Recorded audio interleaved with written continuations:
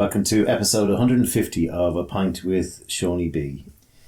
This is a sad one today. I always wondered what would happen when somebody who I had interviewed for the series passed away, and that has happened since you were last with us. I'm here with the Don today. Hi. How are you? I'm alright. Getting by. As those of you who are regular listeners to the show these days know, that Don is doing a top 20 countdown of the best episodes over the past 4 years, and the episode, I think it's fair to say, she would have had at number one, which would have been announced sometime later in the year, was with an artist by the name of Pete Dunne. And Pete Dunne last week passed away. He died of cancer in London. Pete married his sweetheart Gilly Kelly a week before he died, and his podcast for me was one of the highlights of the whole project. He was a man who I literally met in his flat 10 minutes before we pressed play. We didn't know each other. We were, I think, introduced by my sister, and we hit it off really well, it's fair to say. He's led the most amazing life, and he has garnered the most amazing wisdom on his journey. And it was a mad journey, eh? Yeah. So I did pick the top 20, and sometimes they haven't been in order. Like if there's been one that's particularly poignant for the week that's in it, I'll move them around. But there was never any doubt number one was going to be Pete Dunne, because it's not that is the favourite by a country mile. It's the most entertaining podcast. It's a mad life story, but Pete's it's also just lovely. There's a wit there, there's a kindness and a generosity there, and also this. I mean, granted, he had a fantastic life story to work off, but aside from it, he was a wonderful artist. So aside from his art and his music, he was a story weaver. So the way that the stories are told are, it's quite a gift to be invited in. I didn't know Pete that well, but he was a really, really special person. He was a lovely man. So I'm kind of sorry we didn't get to putting that to number one, but I think this week is the week to put forward Pete's podcast. Pete also was born and brought up, literally, we're doing this podcast in a flat in the Gasworks apartment complex in Ringsend in Dublin. Pete was born literally outside that window. Those brown houses that we're looking at were... Yeah. We're in lockdown in Pete's childhood place. Yeah. And he tells some amazing stories about what it was like growing up here. This is an area of Dublin that has been kind of gentrified over the last 10, 20 years. It was very working class. Pete's mother died early, and his father, he talks about a lot on the podcast, was in the iron and steel business. And Pete used to, gallivant around all of this area when there was nothing but garages and manufacturing firms, and almost reminiscent of sort of Yorkshire. It's a bit Coronation Street-ish, isn't it? Yeah, actually. Didn't think that, yeah. If you go online to PeteDunne.net, you'll be able to see and hopefully buy some of his art. I think his art is exceptional in terms of it's a commentary on all the things that he believed was going wrong in the world. I also think I like his art. Aside from I like what he's about, I know what he was at. Aside from that, I just quite like Pete. There's just no bullshit there. It's not up itself. It is what it is, and yet everything is perfect. It's exquisite. Everything is done well, but there's no bollocks veneer to it. It's saying it as it is. He's some lovely work. I urge you to go to the website. And he just had this, as the Don said, amazing. There's some stories on here that the other night we were just sitting in saying we were going to, bump him up to this episode, and we kind of both were laughing our heads off, regaling some of the stories he told. The guy went off to hitchhike from London to Afghanistan in 1977, and he proceeded to spend 10 years walking around India, Pakistan, Afghanistan, Nepal with a blanket and a pair of flip-flops. It's a good flip-flop story. Yeah. And he talks about, and it's just intriguing as well with all that's going on with coronavirus, which we'll come to. It's intriguing that he spent so much of his life believing, even till the end, I'd say, that you don't need too much. The universe will provide for you. And he spent this whole part of his life dreadlocked and almost like a sadhu out in India. As he said, you wait for the universe to provide. And he has some lovely stories about, Indian families, you know, taking him in, giving him food, and he'd be playing music and stuff. It's just amazing. Do you know what, it's only as we're talking now, do you know what I think the beauty is with Pete? Like, there's no flies on him. Like, he's good crack. He's faster than everybody else. You get there's no flies, but there is also not this horrible, bitter cynicism. No. Which I can tend to have a bit of. But, like, Pete actually came to a poetry reading where I was reading poetry.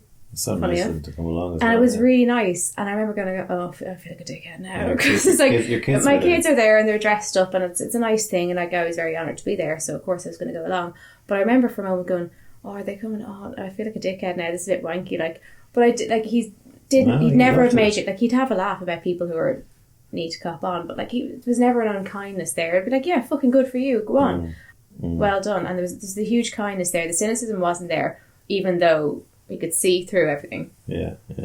I'd say actually, Pete, so if there is an afterlife, and I'm not sure either he or I agree that there is, but if there is something, he'd be up there going, I'm fucking glad not to be down there with all you fucking ages at the moment. You know, he's someone who, I think, you know, moving into the coronavirus and taking sort of Pete's wisdom on how he felt where the world needed to move, we'll have, you know, this disease is a perfect almost opportunity to reinvent humanity. Yeah. Pete would have been the kind of person that you really want him to, like, even, I don't tend to really give a shit what people think, but somebody like him, like, I'd want him to think highly of me, and I'd really take it serious if I felt he didn't warm to you. What's that about? You need to have a look at yourself, because you'd take it seriously coming from him. And then, like, we've chatted a bit about what could come out of this pandemic, and the world surely can't be the same. Capitalism has taken a big knock, and the only way to protect ourselves is to accept that we all are a community. Like it or fucking not, you're taking part in society. Chats about universal basic income are happening in a serious way amongst people that wouldn't usually entertain that. So there is that, like, not to bright side it, but there is that wonder of, when you set aside the anxiety, what kind of things might change. It's just been an exercise in socialism for the past 2 weeks. Schools have been closed, and I mean, it's a small thing, but suddenly the school books that, like, I've had years where it's been really hard to afford them, and suddenly, oh yeah, by the way, CJ Fallon and all the big names that do all the school books, that's all online for free, because it's unprecedented and we just all have to manage. And the way we all manage when it's unprecedented seems to be socialism. It seems to be all of these things that shouldn't have been expensive and shouldn't have been a barrier to people who are having a hard time getting there were suddenly all made available as they were basic necessities. Schoolwork is basic necessity. Social welfare has been made more available because we're in an emergency. I'm not jumping for glee about where we're at, but I am curious about where we'll go after this. I also think that we'll be left with, there will be, not just in the national psyche, but the global psyche, there will be this anxiety, there'll be a trauma, because there is a trauma happening and people get through it and that they'll process that in a year or two. But there'll also be a fear, like, this thing wasn't airborne as such, but the next thing could be. And I think people will live like that. And that's something we're going to have to deal with, that people are going to be deeply damaged by it. The possibly problematic psyche that we have now, which is somewhat arrogant, that we're completely independent. We have internet, we have this, we have that. We don't need anybody else. We don't live in a community. That's been smashed for us, like it or not. So it's interesting to see where we go. Like, I've been quite anxious over the past few days and I haven't been having a great time of it. But I think it's, like, Pete's interview is a poignant one to listen to now and think, okay, we get through how we get through now. But when we start rebuilding, where do we want to be coming from when we rebuild that? I'd like to think of people like Pete and take that bravery into kindness and see what happens when we all muddle through and what things we're not willing to let go of, because it's going to be more difficult for governments to take things away that they've allowed us now and say, oh, sorry, yeah, that's taken away now. And even just in terms of the environment, to suddenly go, oh, you know, back to business as usual, because business as usual we knew was broken. It was just, it seemed like so insurmountable. Oh, we couldn't possibly do that. We know it's killing the planet, but we couldn't possibly stop flying everywhere. We couldn't possibly give people homes to live in. We know that's just not going to work. That would break the system. Well, the system has now been fractured. So we do have a responsibility to just look after ourselves for the moment, but then really think about that when it's being put back together. Are we okay with being put back together the way it was? Are we okay with the temporary emergency measures that we've been crying out for years?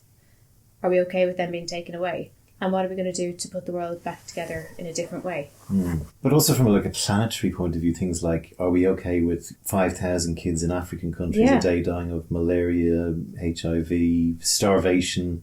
As a planet, we kind of go, yeah, it's terrible, isn't it? We have all the food, we just can't get... the reason those people are dying is because we can't get the food to them. No, it's because we don't give a shit. The reason people are dying, it's not that we don't give a shit.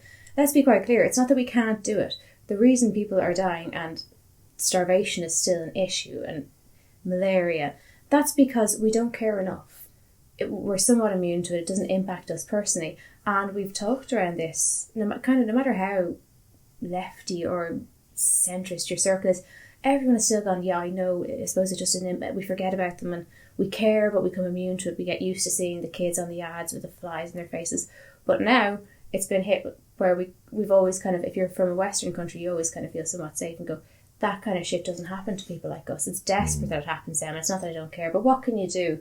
And now that we're seeing the possibility of it happening to us, we go, well, we have to do something. And it's amazing how we can pull the finger out of the arse for humanity when humanity is white and Western. And so I hope that affects people's compassion, and I also hope that it shakes the cognitive dissonance that people have been living with. And the thing that's brought the world to its knees is we were just saying last night, it's not even alive, it's a protein. A bacterium is alive. Yeah. A virus is not alive, it's a protein wrapped in a bit of fat. And it's the most microscopic thing that can bring down General Motors, Donald Trump, the entire Irish economy, the global economy. The butterfly flaps its wings. The butterfly flaps its wings, I know. And the onset of it has been intriguing as well, because it's one way of looking at it is almost like this climate change on steroids. So, we're sitting here in 1996, i.e. January 2020, and everyone's going on about, climate change. And now we're into March and it's 2020 and climate change is staring us in the face and we still have done nothing. And, it's almost like, I hope this gives impetus to, for example, if you take it home to Ireland, our hospital system, as we mentioned in the last podcast, is creaking at the seams.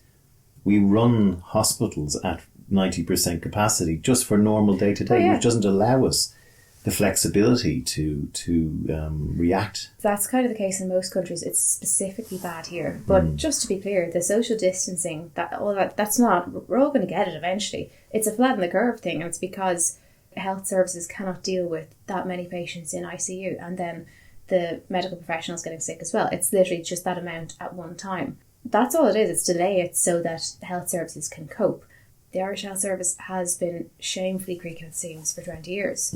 So, and that's one of those things, the last election, it seems so long ago, but it was only about a month before the schools closed down, if even. And there was homelessness, which, by the way, where the fuck did they go on their lockdown to? I know. Now it's a case of you have to, because simple as, it's like ideology goes out the window. We live in a community, there's nothing you can do about that, and either you provide for that the most vulnerable in the community are safe, or they will infect you. So it's interesting to see where that goes. But that's what happened with TB. People from a certain demographic realised, okay, well, we can be as safe and as sanitary in our own homes as we like, but Dublin's a small place. So if 2 miles away there's a fucking slum where there's not running water, where there's not all of those things, that's going to affect the fact that at the time we didn't have anything for TB except sit in a well-lit room. So it's not that people suddenly gave a shit. It was a case of, we live as a community, and if we create slums, that's going to negatively impact us in terms of health. And we've been somewhat arrogant because we have vaccines, although they've been knocked by the anti-vaxxers. I'd be very interested to see how fucking mouthy the anti-vaxxers are next year. Yeah, I agree. And also, it puts things like, my business, the advertising business, selling things, buying expensive clothes more than you need, greed, making millions on the stock exchange, flying all over the world. It puts all of those things into this kind of weird perspective where I think in 10 years' time it's going to be a bit 9/11-ish. It's going to be like there's a time before that and there was a time after it. In many respects, it's a bit like capitalism is just driving itself into a wall at 100 miles an hour. And what is going to emerge, I don't know. Clearly, it will be some form of market economics, but For example, those overseas listeners may not know, but Ireland has a reputation as being a sort of a tax haven for massive US corporations, and the EU got on our case and wrapped us on the knuckles, or wrapped Apple on the knuckles, one of our big employers, about 10 years ago, giving them I think a $7 billion, It's $7 billion. $7 or $13 billion tax fine, which the Irish government is appealing. Yeah, they were appealing. Not Apple. No. So yeah. the money's all in escrow. It's been given back to Ireland, but we're going, oh, no, leave Apple alone. Which is it's like a hilarious kind of Mrs. Doyle. I won't. You will not pay for that. No, you won't. I won't have it. Yeah. Now, Apple are one of the richest cash-rich companies. How much did you say they had in reserve? They have over 100 billion. Okay, so they were 7 of that was that they had to pay Ireland, right? So I would even say Tim Cook is going, yeah, Ireland, you can have it. Just shut it all down. It's a waste of time, court's time, everyone's time. We got what we need out of you. So they have all this money. I think when Steve Jobs died, it was like, at least I'm leaving lots of money in the kitty in case you guys don't come up with any more amazing ideas, which they kind of haven't. Yeah, but then that money could be pushed into the... Yeah, but like for the Irish corporate perspective, it's a case of we've been living off this low corporate tax rate, and if the international companies start seeing this, then we no longer are attracted to them, and they can take it all away. They made us rich. They can take it all away, and that's the kind of, there's one stream of thought that's very much that. But now, like, everyone's in the shit now. Now would be the time to take the fucking money that's sitting there that nobody has, like, it's just sitting there in an account. Things need to be put into perspective. It's not all about consumption. It's not all about buying as many. This is again back to Pete Dunne. This would be right up in his bailiwick. It's about taking what you need most, and it's about taxing people who are making millions, not taking money off them, just getting them to pay their fair share. As if I remember meeting a guy once who said his ambition in life was to make $1 billion. For fuck's sake. I met him, but like as long as he pays his tax, and you know, things like a universal basic income is starting to come up on the table now. Things like technology are going to continue at pace, so we're going to have robot overlords and stuff like that. So how do we play that now in hindsight? But I mean, we had this chat recently, before all of this broke out, talking about the fact is that it's coming where people are going to become somewhat redundant and computers are going to take over, and so capitalism needs to, regardless of whether we like it as an ideology, capitalism is coming to a crashing halt anyway, because things have changed to the point where there's no turning back. And now I think, putting corporations aside, just everyday people, working class people, middle class people, are at the moment in lockdown.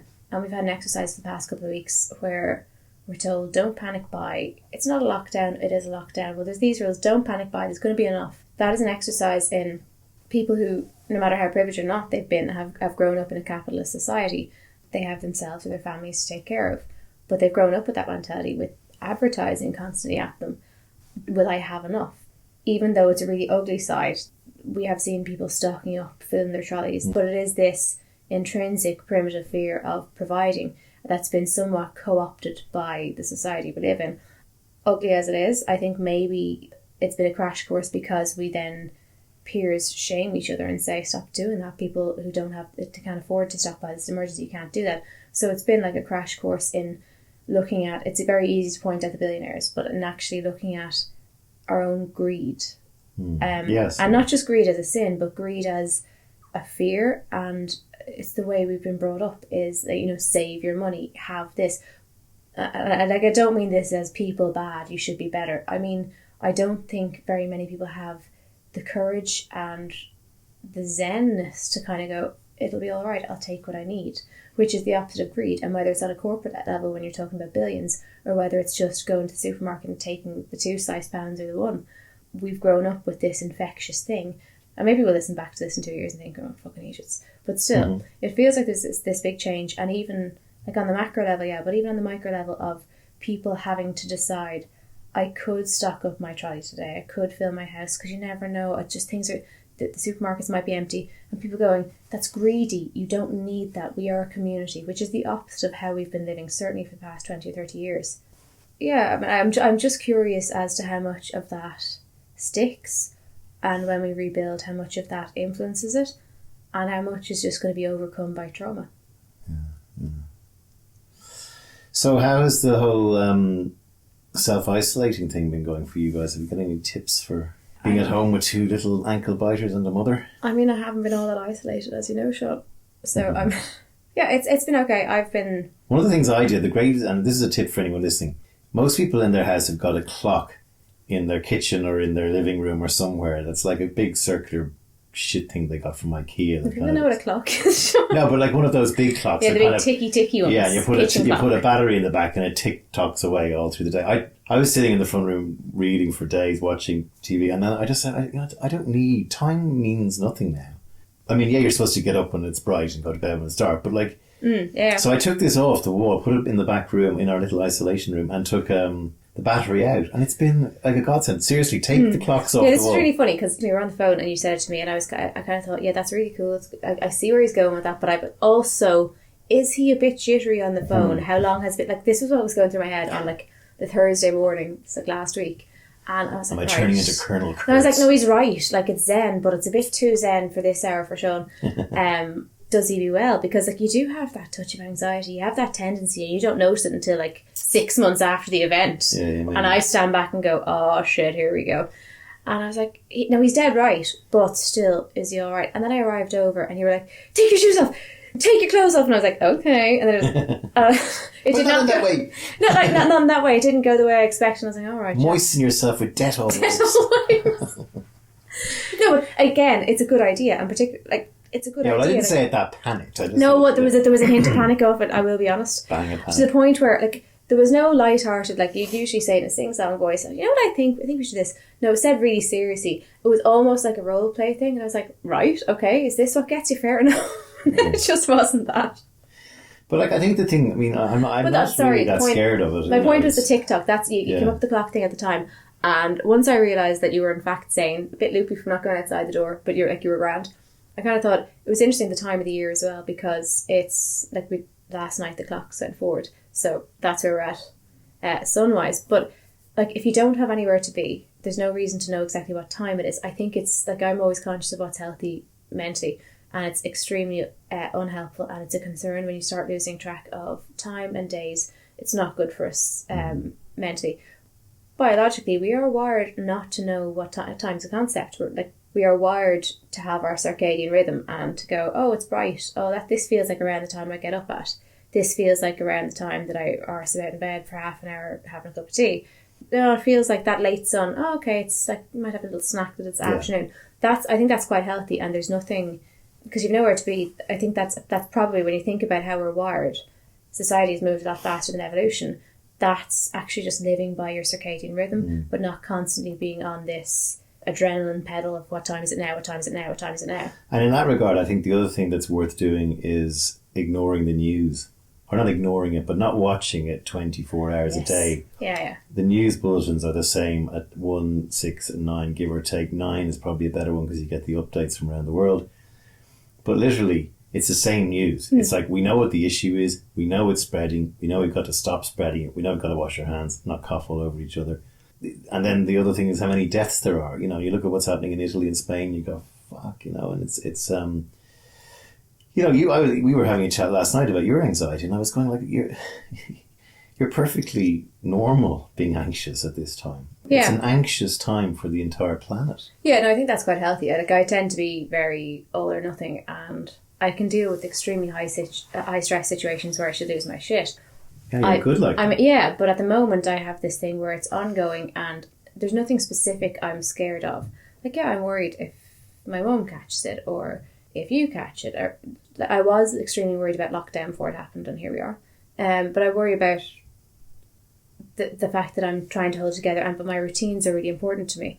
My routines have been that the week is broken up in certain ways, and I don't live in the same house all the time, and that really shortens the week, and I don't do well with surprises, and I don't do well with routine not working. And I understand that the government has had to make certain choices where they don't tell you the whole truth at a time, and they've made the best choice based on behavioural analysis and what's going to be useful, what's going to make people panic. And they have to be aware of civil unrest and things like that. So I totally understand that, but I'm somebody who, I'm much better off if I get absolutely all the facts and I get to work them out like a little puzzle. Yeah. But unfortunately for me, life doesn't work that way.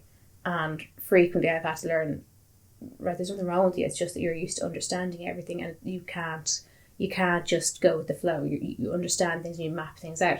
And in this case, I can't. And I also can't do my fight or flight thing where on the one hand I just say, right, it is what it is, I don't give a shit, it's fine.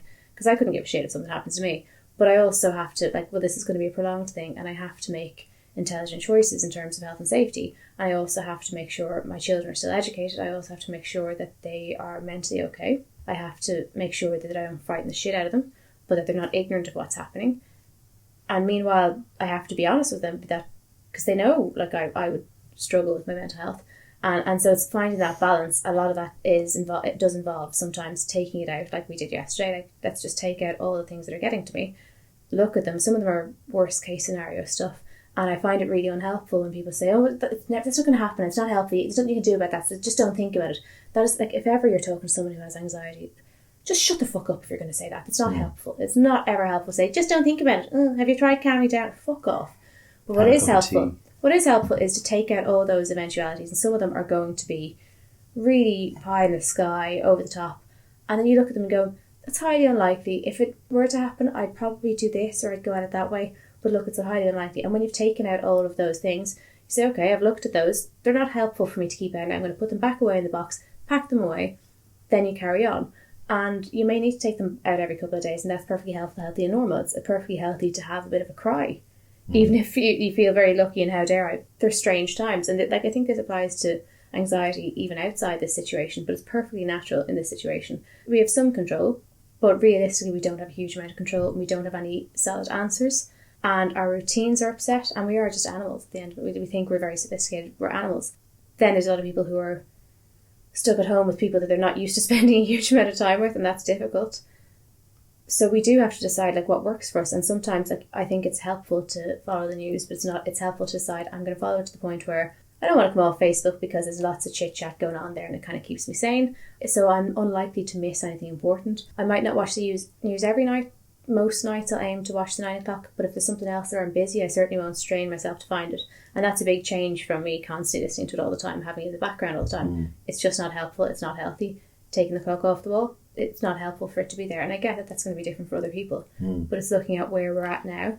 What do you need? And sometimes it will come up and bite you in the arse and take over, and that's fine. It might be part of your coping is to have a little fucking meltdown for an hour and have a cry and take out all the worst case scenario shit.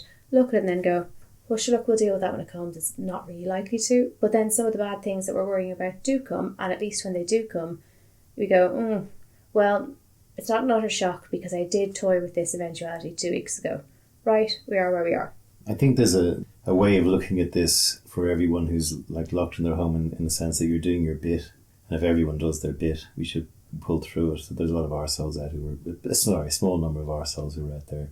Not being arseholes there in every country in the world probably, but the way I think to look at it is not to really worry about things like what it's going to be like in July or August, or will we ever get through this.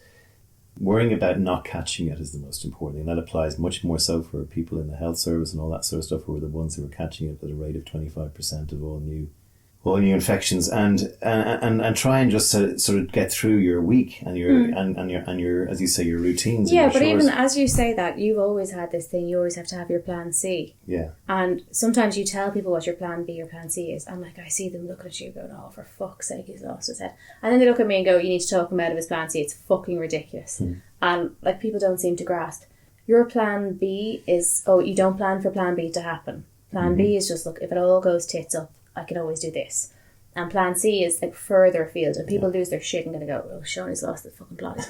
Have you heard? You have to talk about this. Like, he's your problem." And I'm like, it's fucking grand. But I understand that thing of, for some people it works differently, but we need to look at the plan B and the plan C and really take it out and go, this is the big bad monster under the bed. And go, okay, I see you. It's realistically not likely to happen. And if it did, here's how I'd go about it. So it's not this terrible faceless entity that's kind of following you around, because when you're swatting that away, and I find that I am swatting that kind of stuff away during the week because I'm very conscious that it's not normal for the kids, and they've kind of held up really well, but I'm consistently watching for them, so there's not really any space for my mental health stuff, which can be precarious at best. So I'm doing the kind of swatting away thing. I haven't got time to stop and sit in my feelings because I really don't know what's there. But then it does catch up with me and go, Jesus, I didn't realise. Like, I've had moments through the week where I've gone, I'm in really good form, I'm in a good mood, I'm laughing and joking with the kids, but I find myself, like, I'm really sick in my stomach, and my body is telling me I'm anxious, and I gotta go, right, okay, I've obviously shoved that aside because I have to be mommy now. So I think it is really important not to Pollyanna and to say, these are the eventualities, because if you don't look at them, they're following you around, they're weighing on you. They are the tightness in your chest and the sick stomach and the incline to be shaky and noise is getting too much for you. That's the stuff that you're batting away and saying, well, that's just not, there's nothing you can do about that, that's not healthy. I think it actually really is healthy to take the chest out from beneath the bed, have a look at it, have a look at the monsters and go, unlikely, if it did happen, if your husband got hit by a bus, unlikely, but here's what you would do. We'll have health insurance or have life insurance. And then you say, I'm not going to dwell on that. I've had a look at it, that's okay. And you put it away. I mean, we have to accept that death is coming in large numbers. I apart from Pete Dunne, my uncle Terence passed away this week, age 86. He was my dad's brother. He was my godfather and a really great guy. His son Kevin is a great friend of mine. And you know, that family haven't been able to... Kevin wasn't able to see his dad because he'd flown. He didn't have coronavirus, but he got an infection in hospital and didn't come out. It's not a proper funeral. My dad can't go to the funeral. And, you know, his dad and Terence were great pals. Mourning is part of our psyche and how we mourn, and we have... Well, it's long been said that the Irish do grief best. So a lot of these things are going to start changing, and when they change, it becomes... it can be either apocalyptic or it has to be, we have to roll with it. And it's easier said than done to my cousins, but, you know... There's part of this that almost needs to...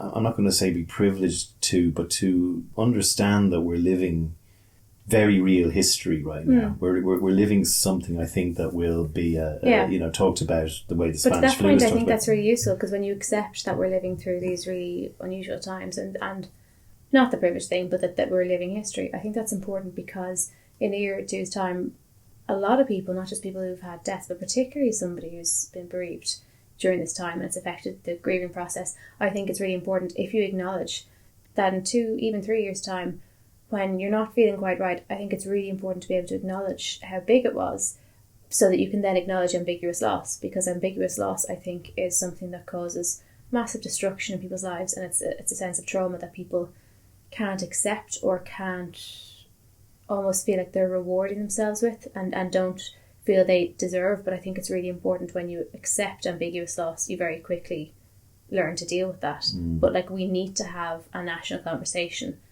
in a couple of months' time about ambiguous loss. A really nice moment on Thursday last as well, where everyone on the balconies and around the houses came out and clapped in the street for all the health service workers who are probably in many ways it's a war, and they're in the trenches. And I think what's happening in Ireland, I'm kind of quietly confident that we will start turning the corner. But America, I think, is going to be in an absolute mess, and I think Britain. We're talking just 2 days after Boris Johnson announced he is down with the virus. A lot of people saying, "Oh, I don't think he has it," but like, I think if he ever got caught spoofing that, he'd just be lynched. But I thought a lot of people were saying that. Remember when Donald Trump was tested? Yeah, a lot of people were saying that he wasn't really tested; he lied. Well, we'd agree. We'd believe that. But, Yeah, I mean, the Donald Trump thing is hilarious. His base are saying he's doing a great job, but I really think he's been found out now. I think you can lie about certain things that you're doing or not doing, but when you look at what's happening with Cuomo in New York and Donald Trump, and just like he's behaving like this narcissistic egomaniac, it's more about how everyone sees him than precisely what he has to do for the country. And Dr. Fauci is sitting there rolling his eyes in the back. I'm surprised he hasn't been fired, actually. I mean, look, on that front, I think most normal people have spent the past couple of years kind of going, how far does he have to go before the fucking rednecks that voted Trump, the fucking MAGA, how far does he have to go before people go, oh Jesus, that's too far? Because I mean, from early on, there were people who were naturally conservative, but they kind of went, yeah, but he's not a good man and I can't stand for that, and I find it very difficult because I'm a Republican, but no, I can't stand for that. But like, as time wore on, like, the rest of the world has sat there and gone, there's nothing bad enough he can do. And I'm looking now and going, well, maybe there is, because what does it take? Like, it's cognitive dissonance, it's the tribalism. A certain sector of people refuse to see anything wrong in him is because it's become so polarised and so tribal that when you've just laid out your colours and said, this is my tribe, it's very hard to go back on that. And again, the cognitive dissonance thing. You can convince yourself, if you go into the echo chamber and if your tribe becomes a massive part of your identity and the very core of what you believe, it's like joining a cult. Like you watch things about cults and you go, at what point did somebody sit there and go, yeah, this is grand, I'll stay here, why didn't you leave? But when you watch them, you get it. When you get in too deep of like the tribalism, there's nothing he could ever do that's bad enough to break tribalism. But I think fear and terror is big enough to break tribalism. So I wonder what will happen when people are terrified. When the people who every fibre of them has been unwilling to go there and to critically think about him because they've painted their colours to the mast and there's the tribalism thing, when they're actually in fear for their lives, is that when the identity part drops? Well, I mean, further to your point earlier about slums and people and things like that, I was just thinking as well about what, imagine what this would have been like if it just killed poor people. Yeah. Or if it killed black people in America or Mexicans in America and everyone else was just fine. The stock market was fine. The odd Mexican or black guy in the stock exchange might die. But it was basically... That would be AIDS. Well, yes, not dissimilar. When you think, so, because as you're saying that, I'm thinking, okay, so how would that work? What if it was some sort of a virus that people of African descent, they're genetically more disposed to, and so we're fine to get 10% rate to get it, but with people of African descent, it's really dangerous. Well, everybody listening to this podcast right now, if this disease... How would this be different if this disease affected African Americans only or largely, we know exactly what Donald Trump will be about, and we don't have to say it. But not just in the US, like this is a global thing. Yeah. And if it was black people, but it's a global pandemic, how much of an emergency would it have been? And I think the closest thing that we can look at there is how much of an emergency was AIDS. But there's hundreds of millions of people in Africa right now who could be listening to this going, sorry lads, this has been happening to black people for the last 40 years. Sorry, it's funny, I say the AIDS thing and then I realise the Africa part of that, because when I was talking about the AIDS part, I was talking about the gay virus, the gay plague. Yeah. But it's funny actually now I think that it loops around.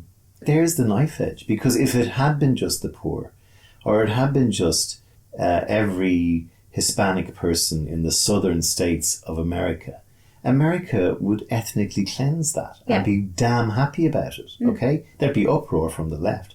But Donald Trump would go, we're trying to do as best you can. But there'd be uproar from the left in the same way there's uproar about babies in cages, but you just get used to hearing the uproar and that's just the new normal. And then knocking on from that, why is that allowed? That's allowed for the same reason, well, Mayfainism, it's not affecting me or my family, so I'm okay, Jack. But this virus, the coronavirus, takes no prisoners. Yeah, it's a community thing, and whether you like to acknowledge yourself as one of the great unwashed or not, we are a community, and it's a message for me as well. And I don't think I'm an arsehole, but I'm not one to go and hold hands with the community. I tend to be quite, I am me. It's not that I'm cruel to people or I'm not uncaring of people, but I see myself very much as a separate entity. And I've always You sing Shirley Bassey's I Am What I Am in the shower quite a lot. I do. But I've always been like a bit of a loner, which, there's always a crowd that, I've always been very much myself and I depend on myself and that's it. And it's not that, I do deeply care about people, but I find it very hard to see myself as part of a group. Yeah. I'd like to think I'm not excessively greedy or careless about other people, but I know that I see myself in a very isolated way and I don't really acknowledge the idea of being part of a community, part of a society, which is very close to being part of a family, and I kind of get disgusted by that and think I'm just going to go off into my ivory tower and I'll hide and I don't want to see people. So I can turn my back on that. But the reality is when something like this happens, you don't have that option. So the fact that it's kind of banging on my door, okay, so tough tits, chicken, you're actually part of society, you're part of the community. Everything you do is a knock-on effect. So I think if I was some sort of greedy bastard and the level of my greed and carelessness for my fellow man was really hurting other people because I had power, well, I'm still, if I am the kind of person who sees myself in a separatist way, I'm still getting that message loud and clear. So what effect, if I had any power or money, would the idea of, by the way, you're not actually just by yourself, you're a part of this great machine. If they fall, you fall. Yeah. So I think that's an interesting message. Other tips that I've just learned, I think it's time to start reading books again. I don't know about anyone else listening, but I found it really hard to read books because I'm stuck on my phone all the time. and with the clock off the wall and no television or any other sound. And I mean, it's great, there's this amazing silence, and there's almost like you can feel the earth breathing again, and you can feel the sort of strangulation of industry and airlines and cars and trucks being removed. You can hear birds twittering in the trees. You're not hearing jets going overhead all the time. The capitalists will go, that is a disaster. I go, but there's something spiritual and natural about it. I know everyone's. I think that's important. That's interesting. But I think when we acknowledge that and kind of think, I hear birds, not just the seagulls, but like the little songbirds, and like it's quiet, and I notice if I hear a plane, and that is lovely. But I think we need to not go into the Pollyanna shit of saying, it's wonderful, the earth is breathing again. So, because there are people who are hearing that. I'm probably one of them at times. That the sound of silence and the sense that everything's a bit quiet, and that, like, I found going to the supermarket and everybody had to queue outside for social distancing. Like, everyone had kind of normal faces and they were chatting away, but there's something behind the eyes of fear. Anybody that's in any way, when I say this, I don't mean this in a spiritual wanker sort of way, but anybody that's in any way intuitive or kind of tuned into something feels off here, that picks up on the vibe in a room, the kind of person, particularly people who, if you grew up in a household where there was a lot of trauma or rows, or there was a dysfunctional parent, those people will know what I'm talking about. Whether it was an alcoholic parent or a violent parent, you will fucking know what the vibe was. You'll know what the sound of the keys made in the door. Oh, it's been a bad day, I'm in for it now. So when I'm talking intuition, I mean that. But for people who have spent their entire lives kind of going on the gut response and going, something's not right here, it's extremely difficult to hear that silence. It's extremely disconcerting, and we don't understand it, and we know on an intellectual level what's happening on the news, but we don't have any certainty. But there's this, like, your body is giving you this gut response, something's not right here, alarm going off, something's not right here. And I think that's really important to acknowledge that, the beautiful things that we notice, like, it's great that the earth is healing in the quietness.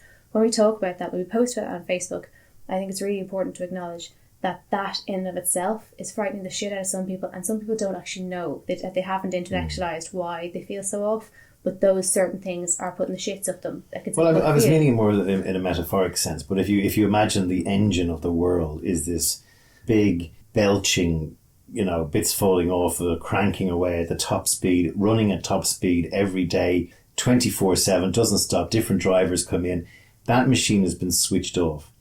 And with it comes a lot of the stuff Greta Thunberg has been advocating, that we need to stop polluting. And the machine will start again, because this virus will not kill us all, I don't think, and it will go away. But what machine do we switch on the next time? Yeah. And so there's an opportunity to say, you know what, old faithful out there has had her day.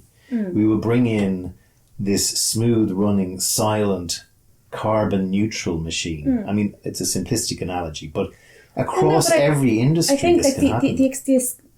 The excuse has been consistently, I know we need to do this, and I know we need to do that, and I know the earth is burning, but but you can't do that. It's just too big a deal. But now that it's happened, there's been an emergency. You can't shut down economies. You can't start making flights that that would affect the economy. I know we need to, but you can't stop freedom of movement. You can't. Progress waits for no man. Exactly. It's this thing of I know, but you couldn't possibly. You could never do such a thing. And now our hand has been forced in that. Well, actually, you can stop flights, and you can stop everyone going to work except essential workers, food, produce, bin men, nurses. No, we absolutely can turn it. Can we turn it off? Can we turn the world off and turn it on again? We absolutely can, because we've lived for a couple of months. Certainly, it's going to be. So once we come out of that, even though I don't think there'll be a day when we suddenly come out of it, it's going to be a gradual thing. It's very hard to put that excuse forward now when we go, well, fuck off, we can't. That's what we've just done for the 6 months. So I don't know about turning it back on. I don't know about letting all those flights up in the air. We want there to be restrictions on air traffic, and go, you can't do that because you can't be fuck off. Sure, it's been stopped almost entirely for months. But an idea, I don't know how you get this to whoever needs to hear it, but an idea for Europe and America and Australia and India and China to get, it doesn't have to be many people, to get 12 people and say, right now, you guys have nothing to do with coronavirus pandemic. You guys have to go away while we're trying to fix this problem and come up with what happens when we switch everything on again? What changes can we make? The most important... What things do we leave off? Yes, the most important... And I mean, I think... Or switch on in a very, very minimised capacity. Yeah. And the biggest threat, you referenced it earlier, is this virus has been coming for years. You know, Bill Gates has been yabbing away about the fact that if a virus comes on, there's a 3 to 4% at the moment, we don't know yet, mortality looking likely on this. Some places it's as high as 7, some places down as far as 1.7. But what happens if we get something that's 10% or 20%, and if it's airborne? So we've clearly shown that the world as it currently stands in this greed, buy now, pay later mentality is open to, what if it was an asteroid coming at us? Yeah, I think, but we're a globalist community that have never been more connected and yet feel completely separate. We've never been more individualistic, and we have this veneer and this arrogance. And I say we, I mean me. We have this arrogance, this sense that we don't see people all the time. We've never been less connected in that way. But we're incredibly interdependent, more so than ever before. We don't have small little communities and small little families and tribes and we've never been more interdependent and globalistic, and yet we've never felt so arrogant in how independent we are and how not connected to other people we are. And it's just not Britain, if you're listening. And that's just not true. That's just not true. And it takes something like this to see it. As for my point earlier on about, I wonder about the psyche of people, and even if all goes away and we know it's fine, you can't unlearn the knowledge that something like this could just happen, and what if it's airborne next time? There's plexiglass gone up in nearly every supermarket now. Everywhere you go, we're not going to suddenly forget the safety measures we've been taking. We're not going to suddenly just get over that while thinking the next one could be more serious.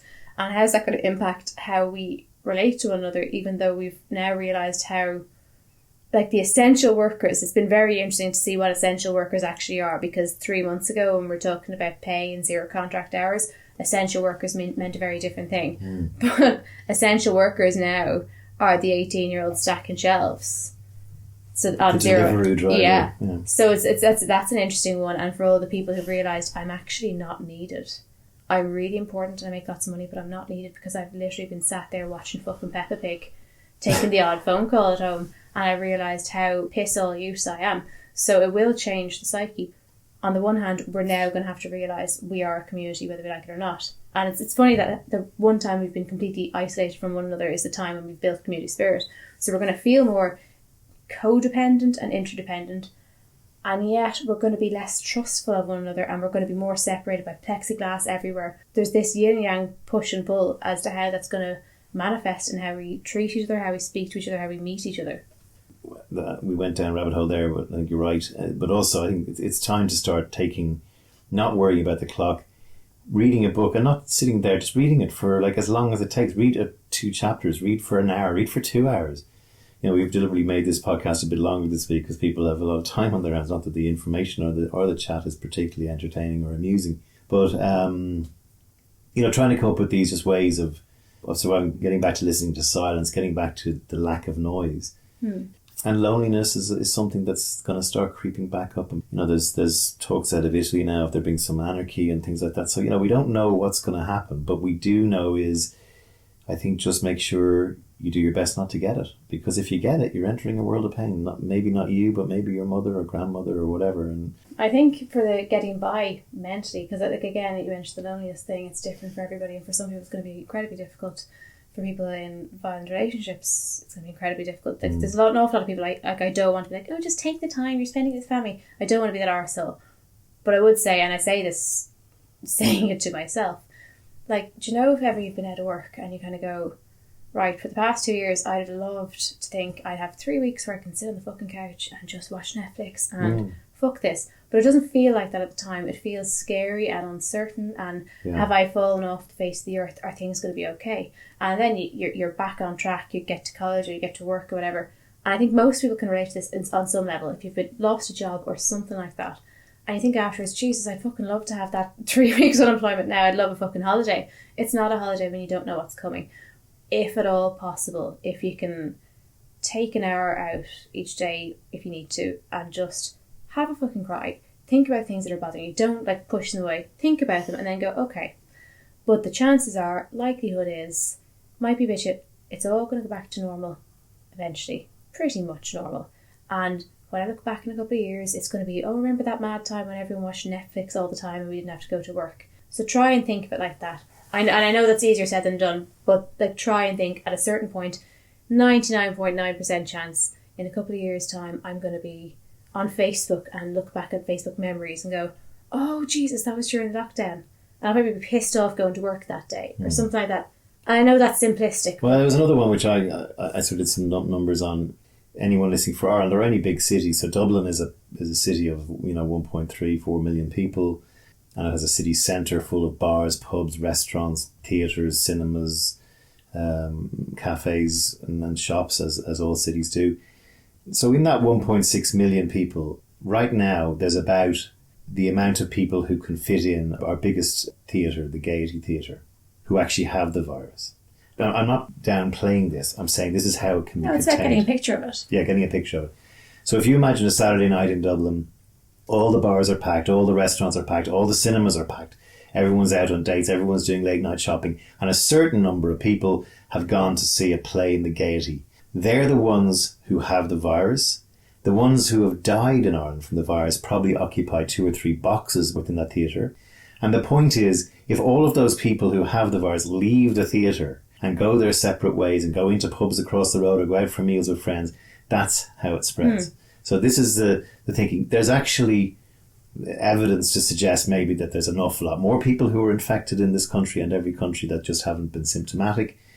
So that would deeply skew that analogy. Well, certainly, but in official terms, that is the way to look at your biggest theatre in whatever city you're in.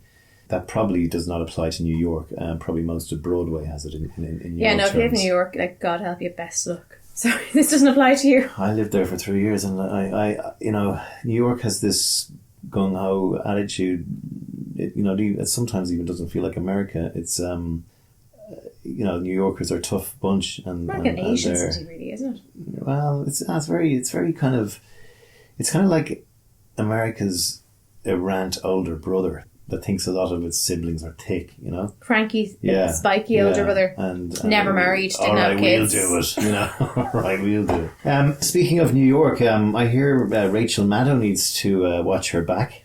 She does, yeah, and I just want to thank you again, Sean, for inviting me onto your podcast. It's the second most exciting podcast I've been on in the past week or so. So the Don's daughter, Anya, those of you who listen to her podcast will maybe get her real name, has a new podcast out called Peanut from the Gallery. Her nickname is Peanut, and she is doing a child's view of the coronavirus and what it's like being locked down for kids. They're only about 10 minutes long. The first one's slightly longer because she interviewed her granny and her mother. So check out that Peanut from the Gallery. I think it's only available on Facebook.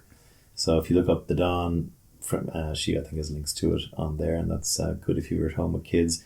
Anya's a precocious 9-year-old, well able to talk, and she's just read 1984, and she draws parallels with that. So it's a good listen if you want your kids to listen to something from the mouth of babes. Was there anything else? No, I think that about covers it. We're going to cut now to Pete Dunne, as we said at the start, and in memory of my Uncle Terence, who also died, sadly, this week. They will be both very missed. As somebody said about Pete Dunne, which was he was a man who did everything wrong the right way. And we'll miss him, won't we? Yeah. And I'll miss my Uncle Terry. Without further ado, we give you number 1 in the Don's Top 20 countdown. This is Pete Dunne. You all stay safe and keep washing your hands. Bye. Bye. Bye. To a Pint with Seaniebee, coming to you from, where are we? Stockwell. Stockwell, yeah. Stockwell in London. I've got an Irish lad with me here who's left Dublin, I think, in the 70s. He's an artist, musician, an activist. He likes to subvert brands. His artworks are amazing. We've got links to his website. If you want to have a look now before you start listening, it might be a good idea. And he'll also be playing some of his music throughout the podcast. I'm welcoming Pete Dunne. How are you, sir? How are you doing? Grand, yeah. How long have you been in Stockwell? Oh, I washed up here about 12 years ago, I suppose. But I've always been gravitated towards South London, Brixton and that. So you're born in Dublin? Yeah, raised in Ringsend. Ringsend, that's where I live. 50s, 60s. Yeah. What was it like there? What are your memories? Good? It was a shithole, basically. Still is a bit. Well, I hear apart from one bit. I hear there's an owl one down there and she's got a poodle or a chihuahua or one of those designer dogs. So it's coming up at well, Google have moved into Ireland in a big way, and they've moved right into where Pete's childhood home was, and they've built big glass offices, and it's a sign of progress in our city apparently. But one by one, they're knocking down probably all the houses you were in. Were you in those red brick houses in Irish Town? Two up, two down. There was like 6 kids and the folks in there. Yeah, there wasn't an awful lot of privacy. But at that time we used to get thrown out playing on the street. And parents didn't give a shit about their kids back then. It was good. We'd all go around in a gang, and if there was anybody a bit iffy around, we'd chase them off, throw stones at them. Ringsend had a tradition of courierisms, because you had to get carriage, a Ringsend carriage across to go into Dublin proper. And it was a perfect spot to relieve the gentry of their... tea leaving. Yeah, of their... possessions, their money and their watches and whatever else. And what was your was it a happy childhood, do you remember? It was, yeah. The 60s were personal tragedies. We were poor, but we were happy. Well, yeah, my dad was good at making money. Steel business, was it? It was engineering, metalworks, yeah. He was a very decent man. He had a very giving kind of nature, very generous. We used to play a lot in the gas works, in the ESB, the bottle company, the bus garage. I mean, there wasn't many trees or greenery around. No, they're all browns. It was, it was a very industrial area. And where did you come in the pecking order? I was a small kid. I always used humour as a means to get past the bullies and that. Yeah, works. It does, yeah. And then I became a very good shot with a stone.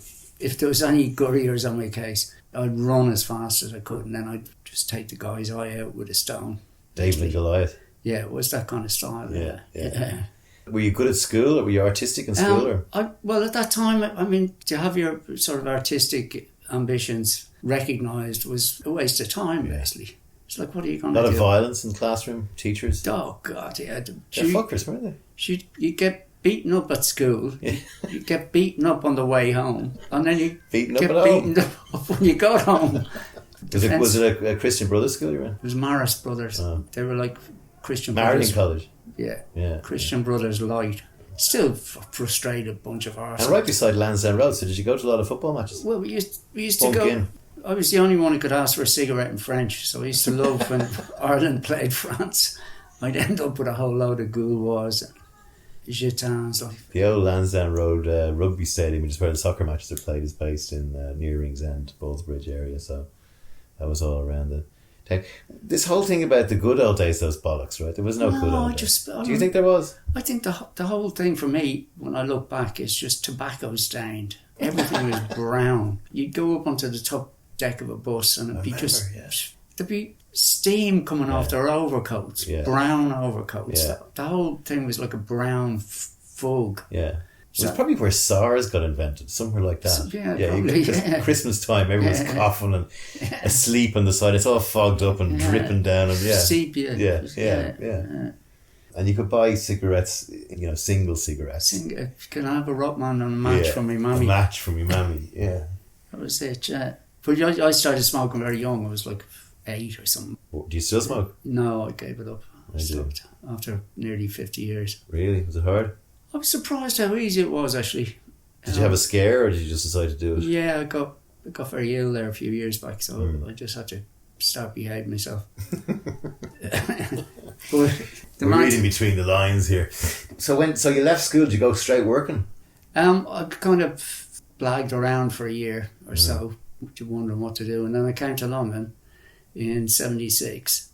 I was 19. Big adventure? Oh, it was great. It was like so different to promised land. Yeah. It's like to get away from that Catholic morality squad. Only just dying now. Yeah. Only just dying now. Good riddance. Yeah. Personally, I think they should have all their property confiscated. So were you running away? No, I came over. I was supposed to start studying architecture. I was working in an architect's office. My brother was an architect, so he got me a job doing small little drawings and stuff and sort of things. So I was very good at it. So I came over here. We went straight to Trafalgar Square, got a job sweeping the streets over in Paddington, which was ironic because my school teachers used to always look at me and go, "Dunne, you're going to end up sweeping the street." And it was the first job I got. If you had a selfie back then, you could have said, I was like, Father such and such, look what I achieved. Yeah, I know, yes. What was it like being I've never spoken to someone who's done that job. It was great. It was really interesting because around Paddington there was a lot of sort of very rich, eccentric people. And a lot of them lonely. They'd bring me in and give me cups of tea and stuff, just somebody to chat. And it was a very hot summer. It was like 76 with a heat wave. Every day was up in the 30s. You'd sweep the back of the pub and they'd give you a sandwich and a pint. Would they? Yeah. So you worked for the council? Yeah, you weren't supposed to be doing any of that. No, I know, yeah. But it was great. As long as you got the streets. So. A lot of the lads who worked in there, they weren't exactly sort of, molecular scientists. It was all about football. It was the Sun newspaper and the mug of tea. Yeah. But it was a time when it was very racist towards Irish. Oh man, it was awful. It was like every time a bomb would go off, you just wouldn't open your mouth. You'd go out busking. I remember there was one bomb went off and the Queen's horses got blown up. And we were out playing Irish tunes down in Berwick Street Market. And one of the stall holders came over and went, "Look, mate, you better fucking leave it out." And we were going, "Look, what?" He said, "Oh, the IRA blew up." So we went straight into a reggae set. And all the stall holders looked at us and went, yeah, that's much better, mate. You were so, you'd be sorry for that. There was the old stories of, even out in, Kilburn and all those sort of areas where no blacks, no dogs, no Irish. Yeah. There were signs on pubs. Yeah. Britain was much more racist than it is now. Oh, God, yeah. Thing was like the Irish being really stupid. Like, I used to bring a book. I was working on a building site and I used to read a book, sci-fi. And they'd be reading the fucking Sun and the big tits on page 3. Fucking Paddy reading a book. Yeah. It's like, yeah. We'll go head to head with you per capita on great writers and we'll see who wins. But I seen a t-shirt the other day I thought was great. It was no whites, no cats, no English. That's great. Yeah.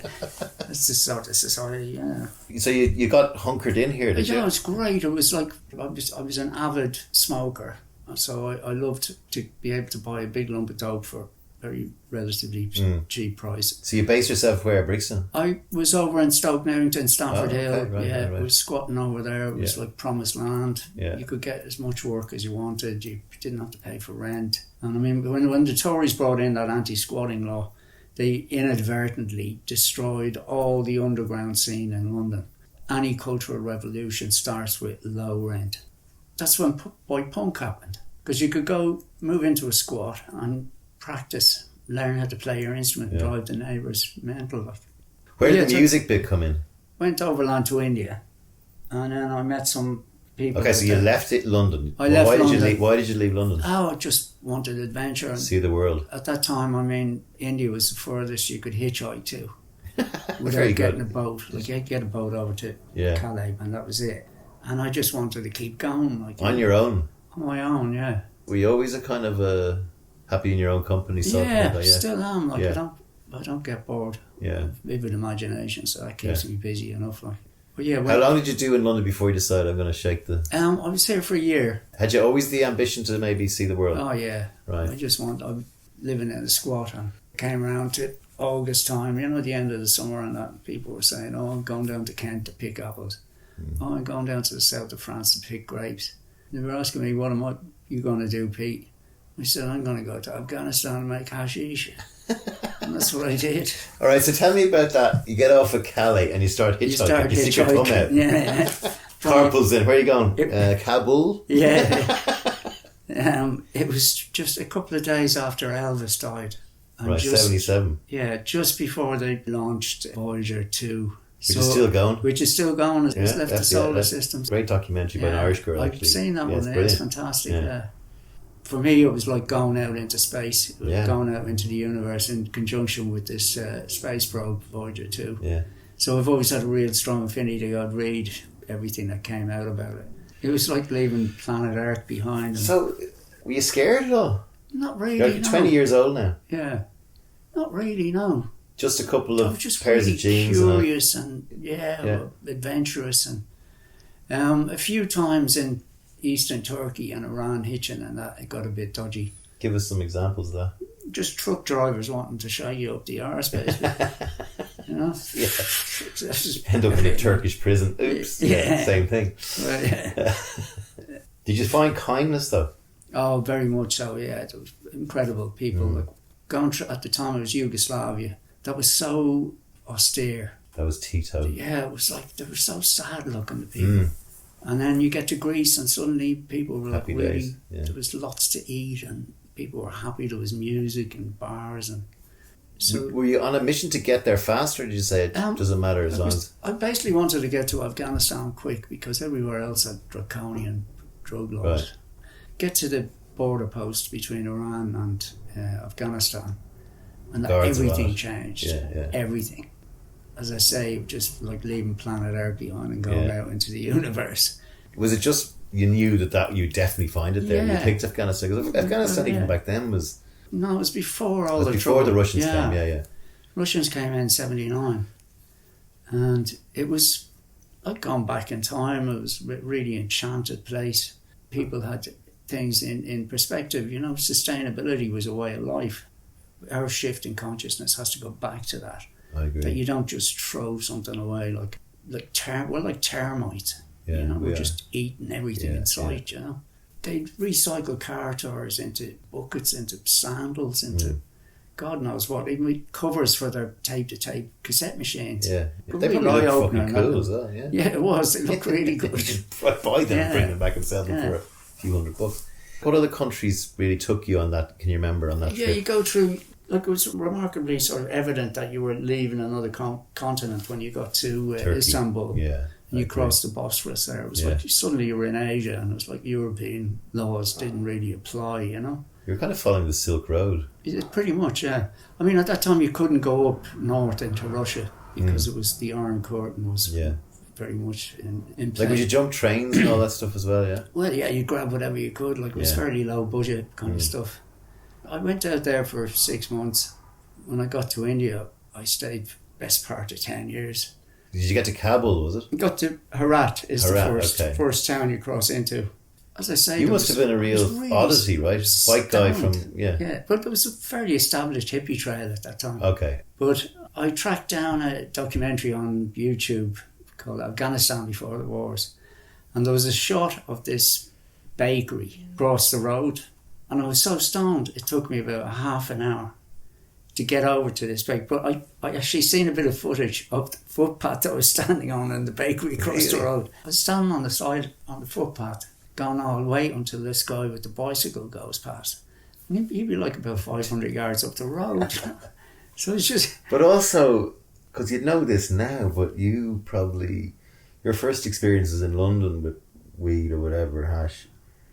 It's a very different hash you're getting out there. Yeah. I mean, you got the real deal. I can't handle it these days. It's just it's turbo, you know. But that must have also blown your mind. Well, going, yeah. Fuck, this stuff's amazing. Yeah, it was. Yeah, it was like unbelievable. Yeah. Did you make a load of friends then on the trip? Yeah, I used to. Yeah, you would. You'd fall in with people, and like soon enough, you'd know whether there were people to avoid or whether you could travel with them. Yeah. And the local Afghani people were very hospitable and very curious. I ended up teaming up with this French anthropologist who said, come on, and we go out into the desert and we'll check out the nomads out there. He took me off out into the desert. Khan. Yeah. And we promptly got lost. I'm not surprised. It was like the end of August. But this guy, all he could talk about was splitting up with his girlfriend. I was like, did you not bring any water? And it's like, no, did you? And it's like, two gobshites lost in the desert in the middle of Afghanistan without any water. Which is funny for the first hour or two and then starts getting serious, right? Yeah, on big style. And what happened? Eventually, I seen this tree growing out. Everywhere it looked identical. You climb up to the top of the hill and it just looked like the hill that you climbed up before. So I eventually seen this little tree sticking out of a ravine. I went down and found this guy. He was down there and I said, can we get some water? So he took us off on this winding through these identical hills. And we came to a little stone doorway that had been carved into the side of the mountain. And he disappeared inside. And then when I followed in after him, there was this amazing 3 pools of water, ancient, you know, with sort of pre-Islamic carvings on. And there was fish in it, and it was all green. men were... Sure, now this actually happened and you didn't dream this. Stuff. I wasn't that dehydrated. But it was something. It was like it was religious. It had a religious. No, it was a public baths basically. Oh, right. Built into the underground in the mountains. Afghanistan is full of ancient things like that. I mean, to think that you could conquer a people as resilient as the Afghanis. And where did you stay when you were in Afghanistan? In people's houses or in yurts? Yeah, you just wherever, cheap hostels and people's houses. Yeah, wherever the journey took you, really. Did you lose faith at any point in your mission, or did you get down? Or no, I never really got homesick. I mean, there wasn't much to go home to get sick for. Really, it was a bit of a shithole means end. So I never. What about your mates? Did they all go? What the fuck is Pete? Yeah, they were all still in the pub, backing horses, drinking. Still are probably talking about football. Yeah, I think a lot of them kind of went to the grave doing that. It's interesting looking back from this age, I'm sure, because I left in 96 when I was 27, and one of my regrets is that I didn't leave about 5 years earlier. Yeah. At this juncture, you realise how fortunate you are. Because I lived in India, we'll talk about India in a minute, China, and just see so much poverty and just go, what am I complaining about? Exactly, everything. yeah, I've got everything, compared to these people. Yeah, it's like the other day I was queuing up in the post office or something, and I found myself getting a bit annoyed. Exactly that. I thought, look, mate, exactly. What have you got to be 5 more minutes about? I have to wait or whatever, And what about food and stuff like that? Was it that? Because I know, like, Ireland was just fucking potatoes, vegetables and ham. I went vegetarian when I was about 16, 17. We used to have a woman, Miss O'Reilly, come around and cook us. I told her, I said, Miss O'Reilly, I'm vegetarian, I'm not going to eat meat. So the next day I came in, she handed me a big plate of sausages and said, I know you don't eat meat, so I got you sausages. So that was the level of the cuisine. Why did you go off meat? Because that was quite foresightful back then. Yeah, I think it just seemed to be the right thing to do. Animal treatment. Yeah, it just morally seemed to be a bit corrupt, I think it'll go down, I've said this in the podcast before, as one of, in 100 years' time, I think people will look back and go, like, they were able to fucking cure cancer, they were able to fly to the moon, and they still treated animals like fucking shit, I seen a good thing on Irish television there about Macra na Ferma versus a vegan. Macra na Ferma are an Irish agricultural institute. They're like the meat mafia. Yeah, the meat mafia, yeah. And what would they do? The Macra na Ferma guy came out and said, according to the latest scientific research, vegetarians are much more likely to commit a crime. And when he went into this convoluted, it was unbelievable. I don't know where the guy got that. When was that? I missed that. Recently? Yeah, it was about a year ago. I mean, they were trying to justify saying they loved their animals. Like, how can you love something and then kill it? Or take calves away from their mothers and then get them pregnant again and all that stuff. Yeah.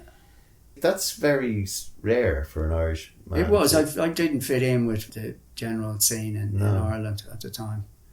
Were you religious? No.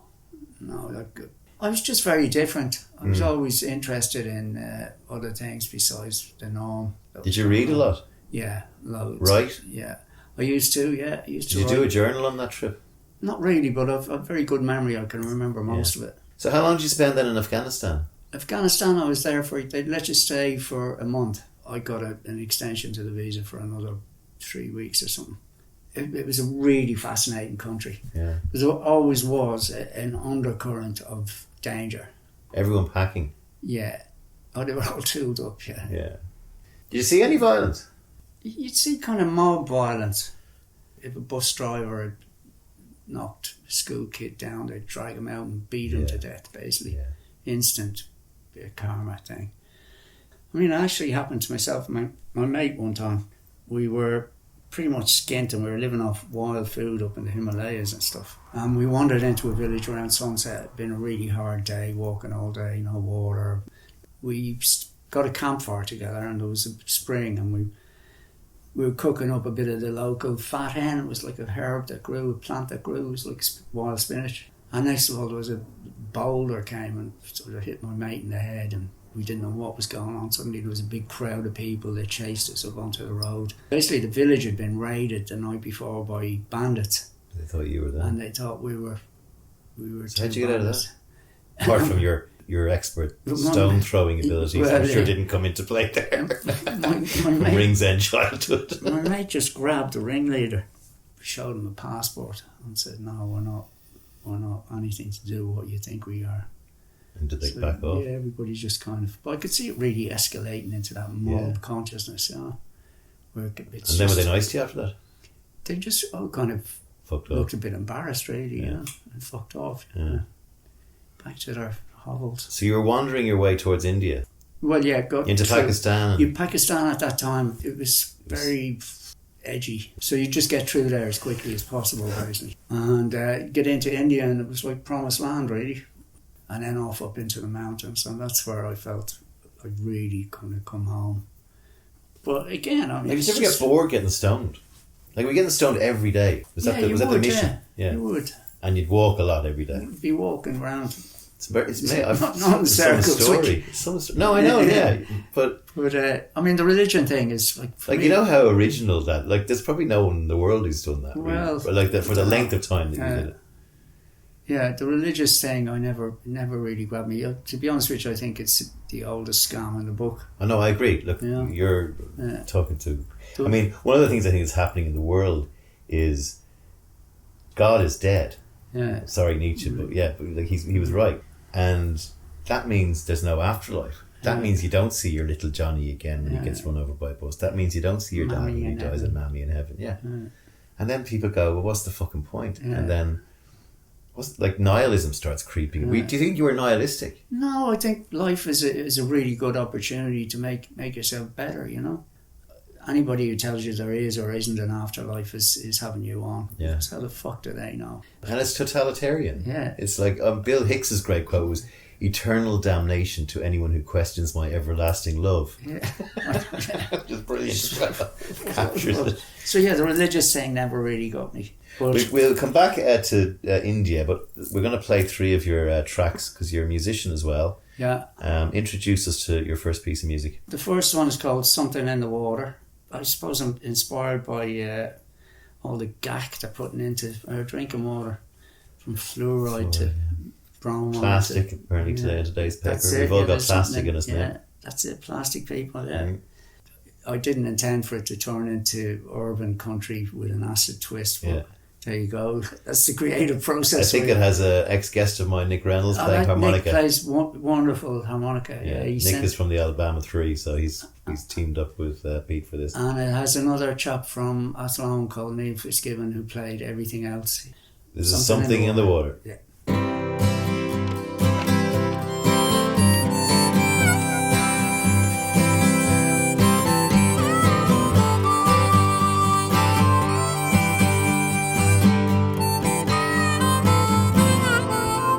I'm gonna take a holiday where the sun don't shine. Watch the telly in the daytime. Drink a carton of wine. Put something in the water. It's driving me mad. I'm doing things I should notice. It's turning me bad.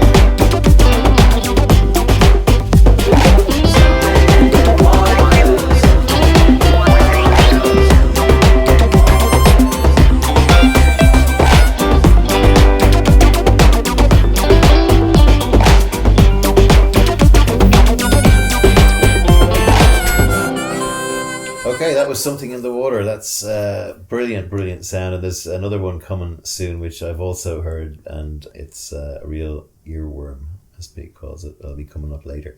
Right, so you've got to India. You've been travelling there for over a year, I'd say, have you? Yeah. And then what are you thinking about India? Because I did quite a bit of work in India in the early 2000s, so I'm really intrigued what it was like in the 70s. 70s. You were like a superstar out there. Everybody wanted to know you. Come in and have a look at my blankets, or come in and have something to eat. A lot of people were just hospitable, just curious. But once you got high up into the Himalayas, where the air was rarefied, it was the most wonderful experience. It was that for me was a spiritual awakening. Explain what it did to you. You're above everything. The majesty of nature. Yeah, and you're looking down on planes and all the Babylon bullshit that goes on. And you're just up in a very clean, rarefied atmosphere.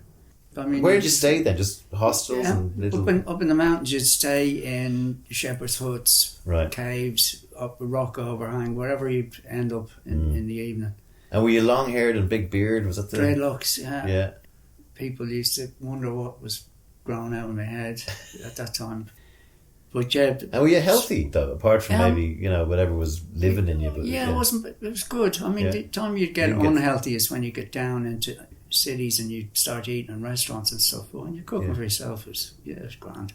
And did you always have a team with you, or were you often on your own? No, often... Well, you'd go up with a couple of people, in case something had happened. And a lot of the times I used to take people up. I'd work as a tour guide. I'd take them up trekking for a couple of weeks over the high passes. Of course, it gave you a perfect opportunity to clock where all the wild ganja was grown. So you'd come back to it in September and go out. Help yourself. Yeah, but you'd rub it up and you'd make primo charas. It was lovely. Some of the sunsets I say now at that time of year were fantastic. Did you say you spent 6 years there? It's best part of 10 years. 10 years, and it's just touring just around. Going around, I'd paint, and then I teamed up with a friend of mine, Jimmy Bergen, and he was a great musician, so that's what got me into playing. I had to do something, so we'd always get by with the music. People would hear it and it automatically it was a magnetic kind of force. We'd go and we'd find an old temple and kind of squat it, make a fire, play some music, and suddenly there'd be loads of people around. Suddenly there'd be loads of food and cups of tea, and It was very simple, but it was very joyous looking back. It was very free. Yeah. It was like no possessions, none. I had a blanket. Only the clothes on your back. Only the clothes on my back, yeah. And you'd wash in rivers and stuff. And, all that. I remember one time going over. We teamed up with this Australian guy who had all the gear, like all the mountain climbing gear. North Face. Yeah. And he took us on this trek. Unbeknownst to us, it was like a severe trek across glaciers and stuff like that. But I was in a pair of flip-flops. Yeah. And one of the flip-flops, it slid off down the glacier. And I looked and I thought, no, just let it go. So I did cross this glacier with one flip-flop. Freezing cold. I was like, what the fuck am I doing? But it was too late to go back. Yeah. So just had to keep going. How often did you tell people you were alive? Yeah, I mean, at that time there was no internet and stuff. There was an aerogram. Carrier pigeon. I'd write Coach rings in. I remember to make a phone call, you had to book it 3 days in advance. That's mentally expensive. Yeah, you wouldn't, tenner or wouldn't whatever. have the money to be ringing home. I used to write to my dad. What did he think of you? When I told him I was going to India, he said, they fucking eat you out there. That was as much as he knew. Yeah, but when I told him I was going to Leitrim, he said, sure, even the rabbits. Leitrim, definitely. Yeah, I did. Avoid. Apologies to any Leitrim listeners to the show. Just do a leftist Sligo. Fucking hell, man. So there was all that, and I mean, eventually it got fairly undernourished, and what actually happened was they brought in a visa. Up until 84, you could stay as long as you want. You didn't need a visa. It was the Commonwealth and Ireland, the two. And then did you get arrested at any stage? No. I mean, it was all. You weren't doing any harm. You weren't doing any harm, and I mean. But you know the way sometimes the Indian cops can be a bit. Well, that's what happened. Yeah, they actually brought in a visa, and they gave everybody like a month to go down and register. And then you had to go and sit in the police station. So it was You still had your passport, did you? Still had the passport, yeah. That must have been in some Big old shape. green Irish passport. You could get 12 Made people on it. Made of cardboard. Yeah.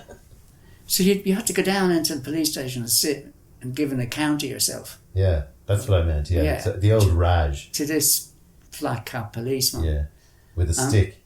We went down on the last day, so all the reprobates, all the people that had been in India for years, spaced out, turned up on the last day and had to give an account.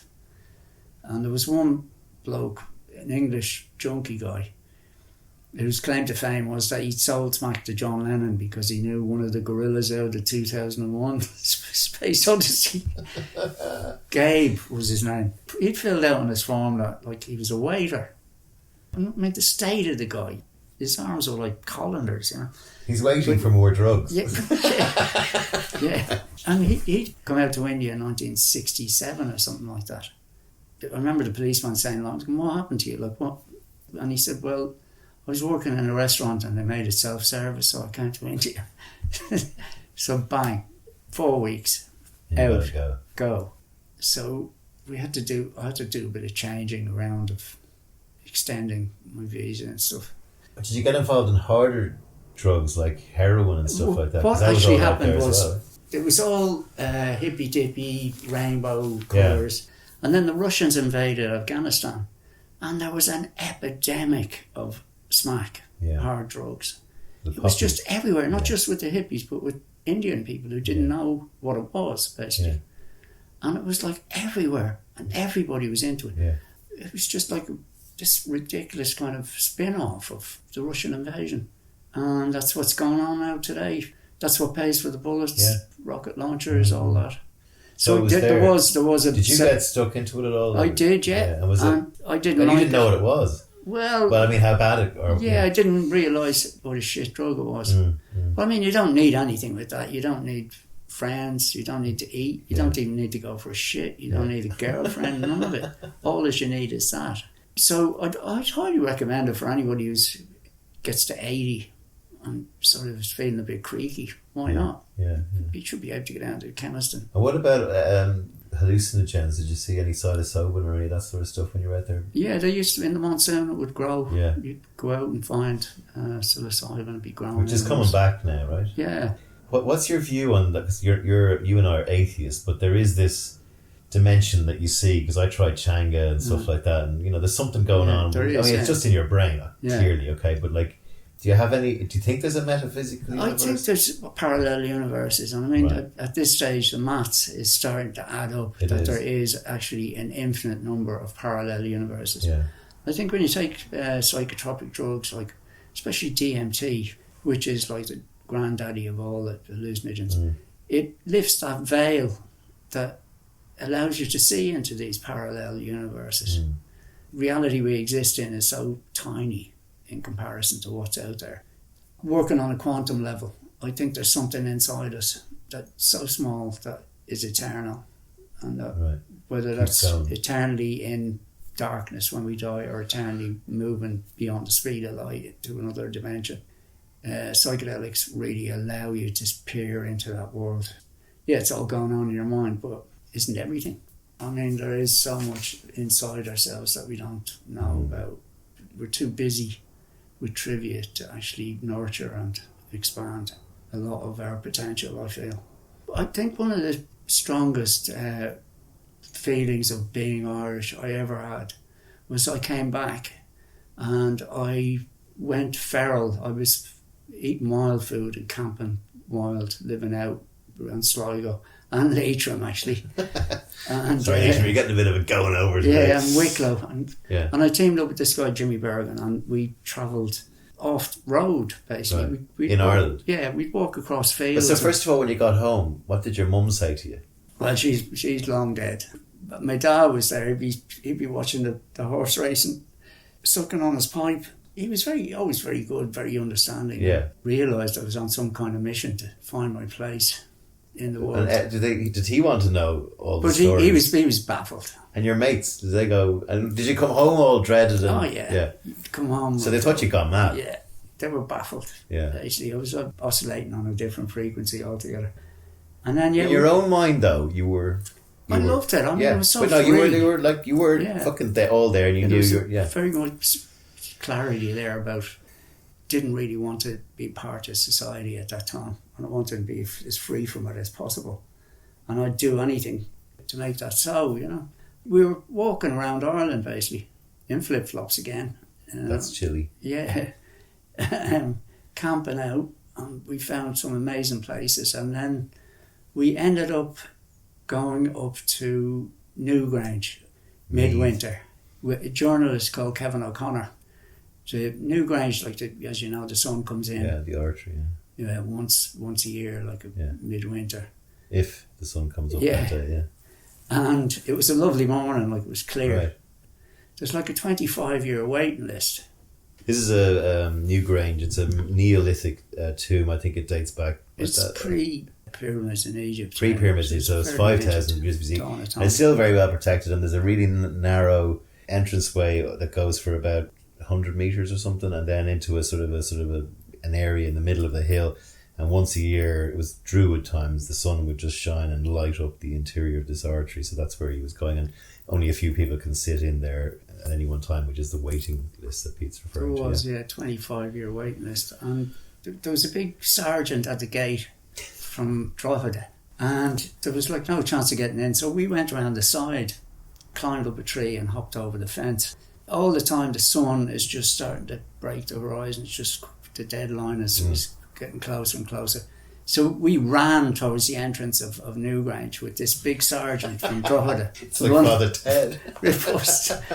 And the sun is just coming up, and we're ahead of the sergeant, and we get in, we run in, there's film crew from RT, all the archaeologists, all that.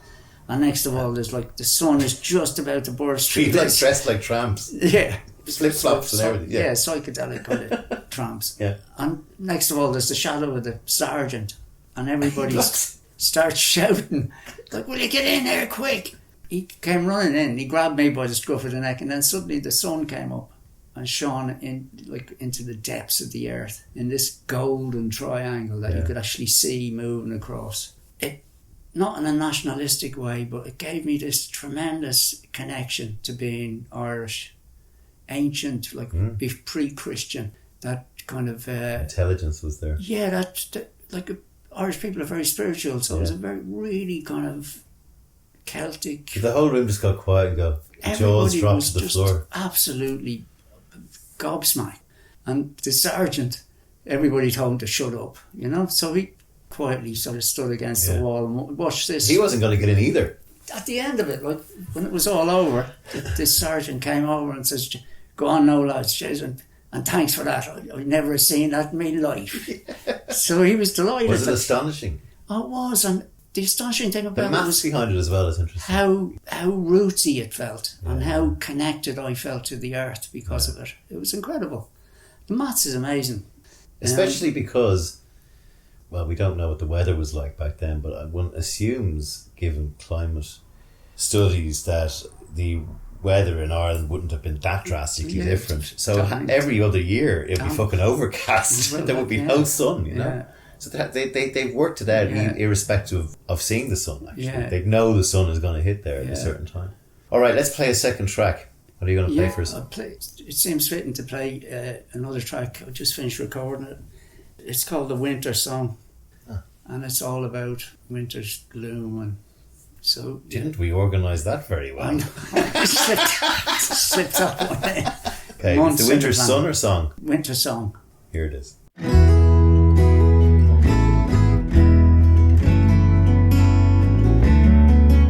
I love the winter and the charcoal gloom when darkness comes and fills the room. And the clocks go back from where they came, and the cold wind blows on my window pane.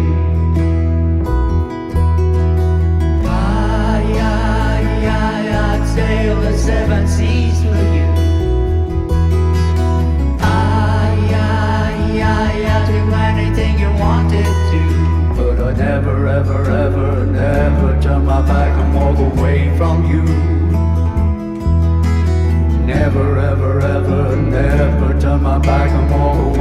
from you.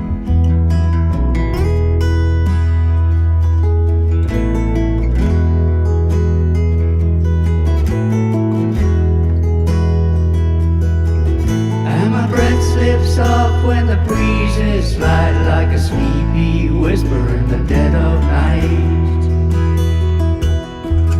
Off to a place where no one knows, eyelids droop and sleep repose.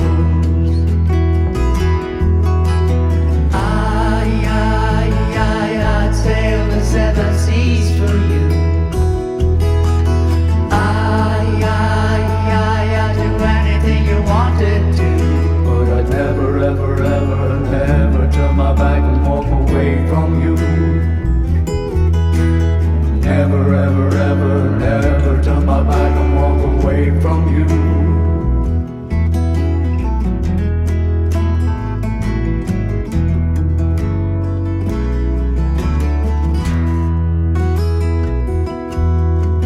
Starlight paints a silhouette. At times like this I've nothing to regret.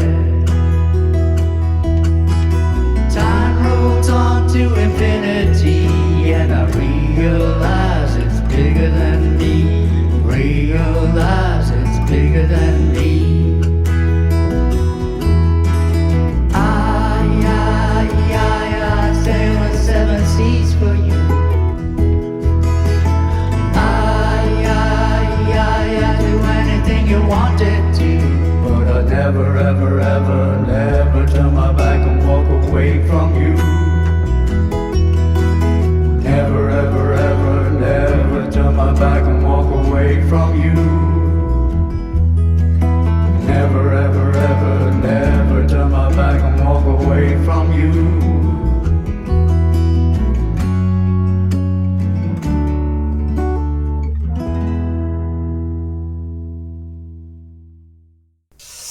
Okay, that's the winter song by Pete Dunne. Okay, so you came back on that visit. Did you then go, like, Yeah, did you realise I am now so unable to fit in here, I have to go back? Or, I just wasn't bothered at that stage. It was Right. just like, yeah. What age were you now? Oh, that 30? would have been, heading towards 30, yeah. We travelled around India, did another 3 years, myself and Jimmy, travelling Did you ever around. have rows or fights? Or? No, it got on very well. Yeah. Where is he now? He's living down in Spain. He's Okay. fantastic. You definitely guitarist. should listen to this, hey man. Yeah. We travelled around, we moved like a sadhu, like a holy man out there. Yeah. Apart from we weren't that holy, but Yeah. we travelled around with very little and just instruments. What were some of the highlights of that, or any stories that you There know? was some amazing times when there'd be a moment when everything would just be still, and you'd be by a river and you'd hear like an angelic choir in the movement of the water, and the sun would be going down and it'd be a tingle in the air. There was a lot of time like that, and a lot of time when you'd be in absolute dire need and you just kind of put your faith in what you were doing, and something would turn up always. Food or shelter? Or... Food, shelter, whatever you needed. Yeah, It's yeah. like surrender yourself to the universe, basically. And Yeah. if you're doing the right thing, well, then the universe will kind of look after you. I know all that sounds very spacey, but it does actually work. Like as Einstein said, everything vibrates. If you want something, you've just got to vibrate. It's not spirituality, it's physics. You've just got to vibrate on the same frequency. You know? Was there a line in the sand when you came back? Like, did you ever want to have a family or anything like that? Or what was your... Not really. I mean, most of the girls around Ringsend when I grew up were like fucking mingers. And I never... That's staying in. No, I hear it's all changed and it's all lovely. But no, it was just like, there's got to be more to life than routine, you know. I was never that interested in what the crowd do. And pleasures of the flesh clearly were not your thing either, right? Or they were... Yeah, I mean, that was all about the change when we got back here. I came back with Jimmy and we started up a band called PTA, which stood for a lot of things, but we were like an acoustic punk band. Mm-hmm. And we were camping out in the Bog of Allen. We were like hipsies, the travellers used to call us. We were like hippie gypsies.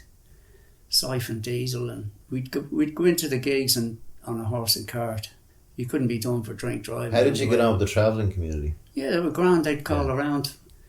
For sure, you do get people who are just out to cause trouble, but most of them are very honourable people. Especially the travellers that kept horses.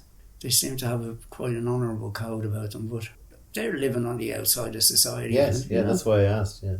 But like, so we're talking Ireland in the 80s. In the mid-80s. So there's like, but there's roving bands of fucking gurriers wanting to just beat people up for no reason, right? Yeah. Which I'm sure you would have been in. Man, we were doing this like acoustic punk outfit, and we went to Ballinasloe Horse Fair, and we set all the gear up. We had a generator and stuff. We set it up on the back of a flatbed lorry at about 2 a.m. Next of all, there was the McGinley girls. They were like troublemakers. They'd provoke people. In order. And then the lads at steaming. You bumped into her or whatever, yeah. So they came around about 2 o'clock in the morning. We were doing kind of New Order covers and stuff, and they started banging the flatbed with big iron bar, saying "Play a fucking waltz." So I mean, there's only one thing you can do. Play the fucking waltz. I think we played the same waltz until about 4:30 in the morning. More than Mona had. It was. What does PTA stand for? It was Public Toilet Aroma. And then after a while we had a band meeting and said, look, we're not going to get anywhere. Parent Teacher Association. Yeah, Prevention of Terrorism Act. Prevention of Terrorism Act, yeah. But we had a band meeting and decided that we weren't actually going to get anywhere called that. So we changed it to Pubic Toupee Aroma. Yeah, that's much better. And then it's a good career. And that was the turning point. And the rest is history. And the rest, yeah.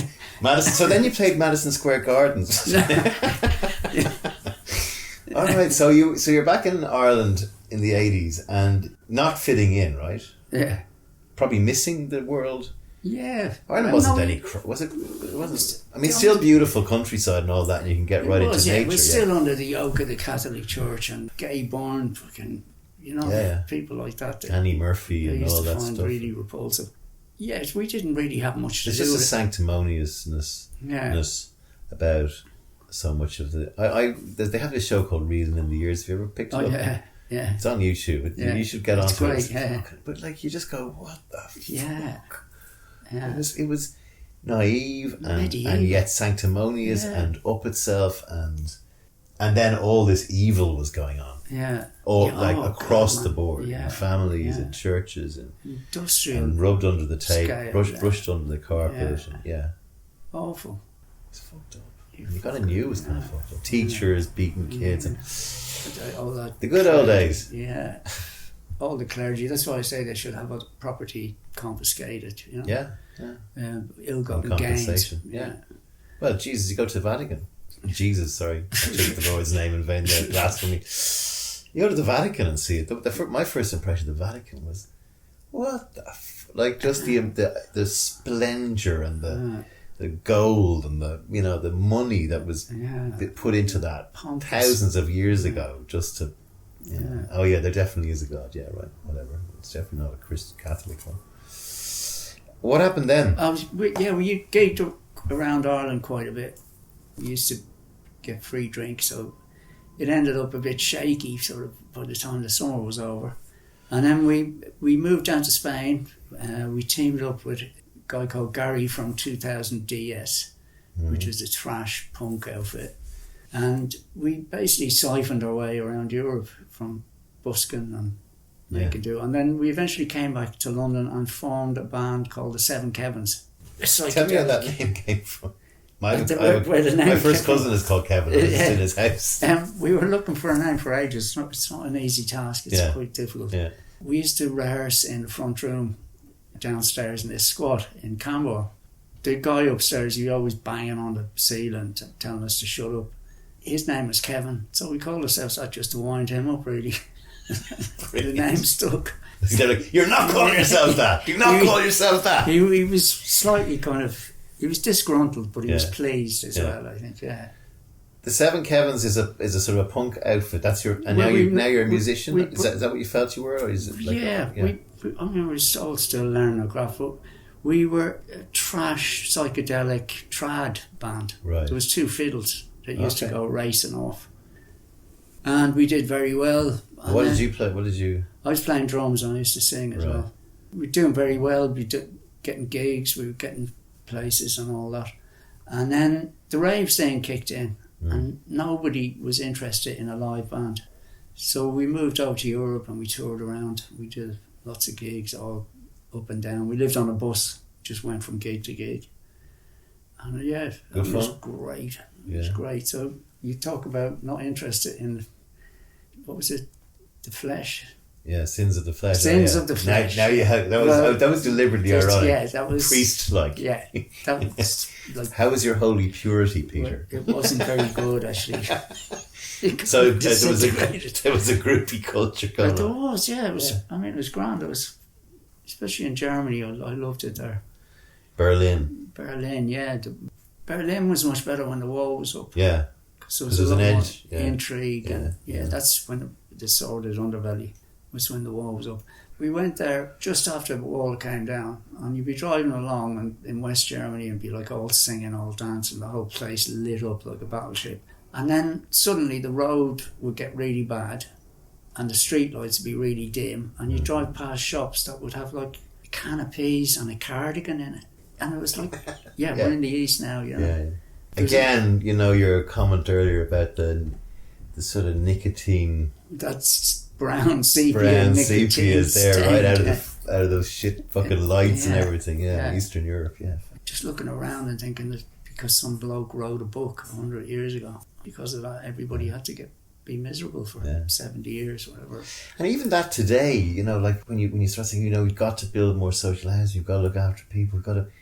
well, what do you want, Marxism? And it's not. We don't want that. No. It's not like, it's not an either or situation here. It's like basically readjust the imbalance in wealth inequality. I mean, personally myself, I think there should be a maximum wage. It's obscene that some of the people, what the money they're making, and to make it sustainable. Yeah. I mean, it's not fucking particle physics. That if you turn your home into a dump, it's going to be uninhabitable. And that's what we're doing. Yeah. No, it's not like I want to get the little red book out and start. No, exactly. And yet that's the big thing that gets thrown back. By the way, did you read Shantaram? I did, yeah. You remind me of Shantaram a little bit. Yeah. You must have gone, this is boring. Yes, lightweight. Lightweight. Yeah. Sorry, segue there. No, I'm going back to that. The whole thing of like, I keep banging on about the Scandinavian countries, and I've been to Norway. Did you get up that far? Yeah.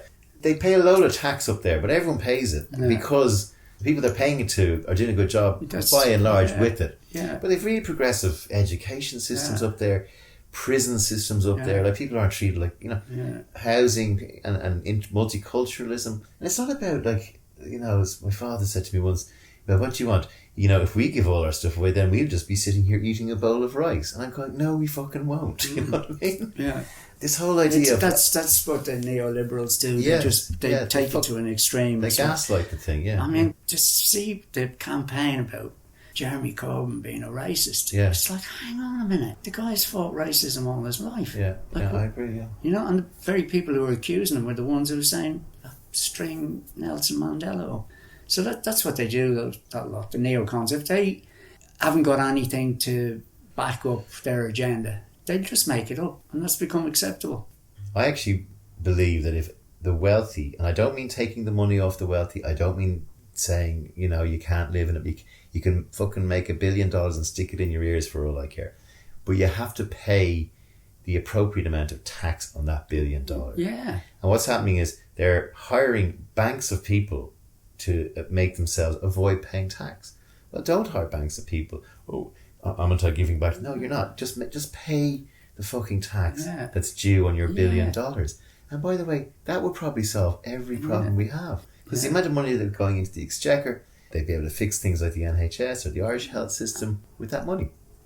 And okay, a couple of fancy Dan lawyers and corrupt and unethical accountants might lose their jobs. All right, well, at least we'll be able to give them a home if they don't. It all really needs to be rejigged. And they can make billions. And have your yacht and your speedboat and your fucking Porsche. Yeah. Just pay the amount of tax that you're owed. And I think that would solve it if we could. And Just no loopholes. Well, you'll never get no loopholes.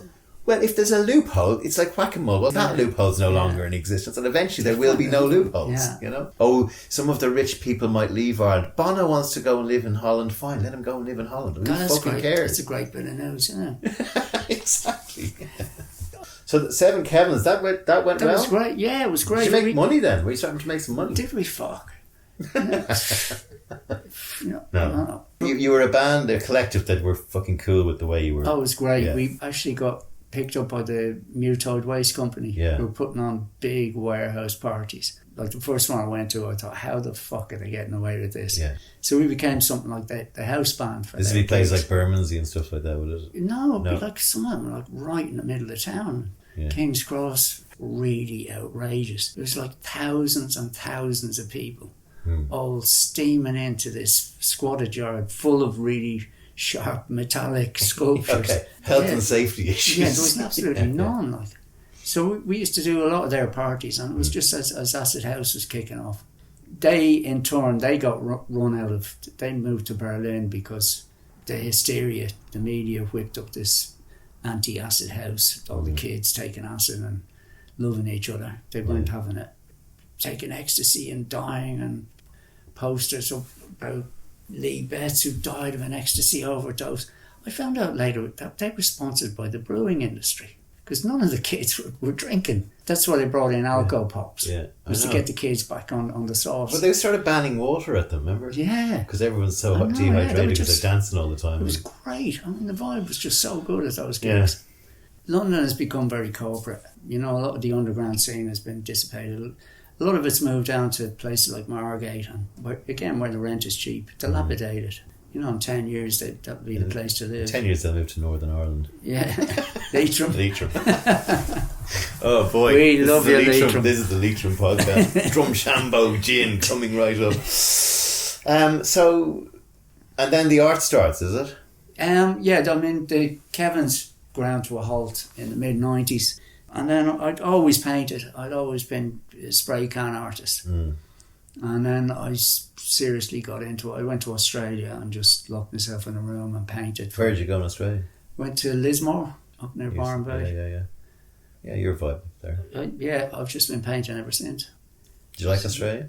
Yeah, I did, I liked it. I liked the landscape. There was a lot of kind of white supremism as well. Yeah, well, the further north, that Brisbane coast, it gets more and more racist. And so I came back and been involved in the street art and been painting ever since.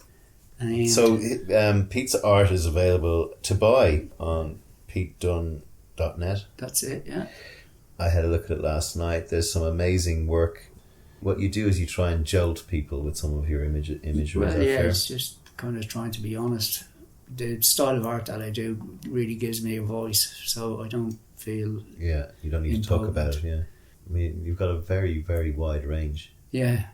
Talk about the time you gave away art. That was a nice thing. Oh, yeah, that was the best gig ever, that was. Shortly after the financial crash, I couldn't believe the banks getting bailed out and really taking the piss, like especially in Ireland, where they put people's grandchildren into debt. I thought the opposite to greed is generosity. So I thought I'd do 300 paintings and give them away. So I got a slot down with the vicar. He has a church down right opposite Deutsche Bank in the city of London. I was telling the vicar that, there's a lot of greed, and he was right into it. He was kind of a hip young vicar type. What Jesus would have done. Yeah. Still fucking delusional, but he was into it. Look, there's some good religious people. First against the wall would be the bankers, not the priest. That's why he lent me a wall actually along the side of the church, and then I had the lobby of the church where people could come in, and I did 300 paintings, spray paints, all taking the piss out of the banks, and gave them away to people. And of course, none of the bankers would come in. There was a guy who'd taken over Barclays, and I painted him, given the V sign. Yeah. And there was one banker walking past, and he said, "Is that Bob Diamond?" I was going, "Yeah." He's saying, "He's a legend." He just didn't get. He couldn't work it. He's a legend. And I said, "Why don't you go in and get one? I'm giving them away." You're giving them away? I said, yeah. He said, no such thing as a free lunch, buddy, and walked off. So none of the bankers came, and it was all the people who... Yeah, no, I saw there's a video of it. I'll link the video to the podcast, which is it was a joyous thing. Yeah, it was a really good gig. And then Deutsche Bank called the riot police. So there's a couple of vans pulled up. They said, like, what are you doing? So I explained the whole concept to them. And they were kind of baffled to begin with, and then said to me, good on you, mate, and drove off, beeping their horn. So that was a great moment. Yeah. But yeah, that was a really good gig, that one. And where do you stand on Banksy? Because you've done a rip-off of Banksy throwing money away. That's pretty much the circus surrounding Banksy. I think he's a really important artist, and he's opened up the whole street art scene for so many people. Earlier this year, he did that fabulous stunt where he shredded his painting. I know, it's just brilliant. The whole art world is comparing that to Marcel Duchamp's Urano. It is, it's very similar. As a seminal moment. Yeah. Whereas, curiously, the guy who paid the 1.2 he's in the money now. He's worth more, because I think it broke. It was meant to be just all in pieces, but now it's actually more interesting because it's half shredded. But the whole art world is just has total respect for Banksy, even though he took the piss big time out of the art world. Whereas Damien Hirst avoided the whole art world by auctioning his work. At the auction, he saved 20% on gallery fees, and he sold 110 million quid's worth of work. It was 2 days before the financial crash. It was perfect on it. But because of that, the whole art world has set out to discredit him, and now his stocks have halved. Really? Didn't know that. Because the art world has gone, fuck you, mate. Whereas with Banksy, they're all gone wicked. They're all gone great. So yeah. Where do you see the world in 20 years? I think it's just going to get worse. The environment that whole issue needs to be put on a war footing. They're telling people, you've got to recycle your fucking coffee cups. It's like, no, you've got to stop making that shit now. There's got to be a huge shift in consciousness, global consciousness. Greed is not good. What's going to bring that on? Desperation, civil unrest. I think it's time that we stopped obeying these psychopaths, because they're trashing it, spoiling it for not just for us, but for every living thing that has taken millions of years to evolve. You look at photos of the Earth from space, photos that NASA publishes, from 50 million miles away from, and it's this incredible fertile blue oasis in a vast sea of nothingness. And we've been given that as a gift. And what do? Trash it. Turn it into a dump. And it's so wrong on every level that we need to basically tell these people who are responsible to fuck right off and sort it out. On that note, I'd like to go out with the last song, which is called Whacked. I've been living down in Brixton now for the last 20 years or so. And you see it on Saturday night, everybody is just completely whacked on one thing or another. So yeah, the last song is called Whacked. Thank you so much for being on my podcast. Oh, real pleasure.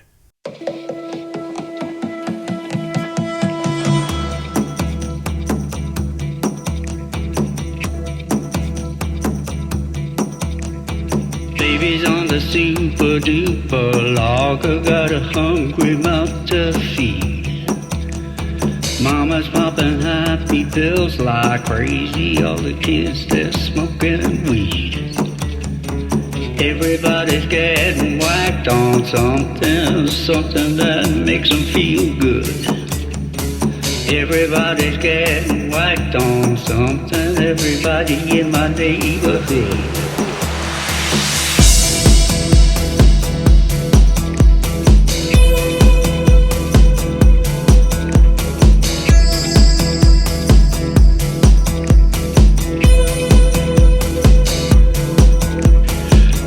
Walking up along the sidewalk, waiting for the pubs to close.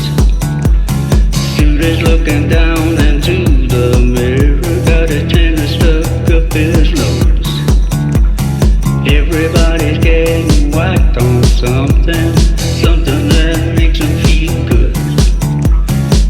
Everybody's getting whacked on something. Everybody in my neighborhood. I just wanna get stoned.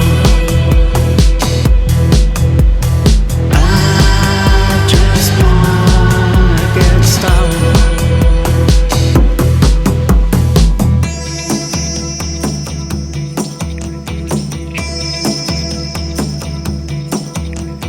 Junkie shuffles down into the subway, got nothing left to lose. Papa's on the boat across to Cal, they're stocking up on a mountain of booze. Everybody's getting whacked on something, something that makes them feel good. Everybody's getting whacked on something, everybody in my neighborhood.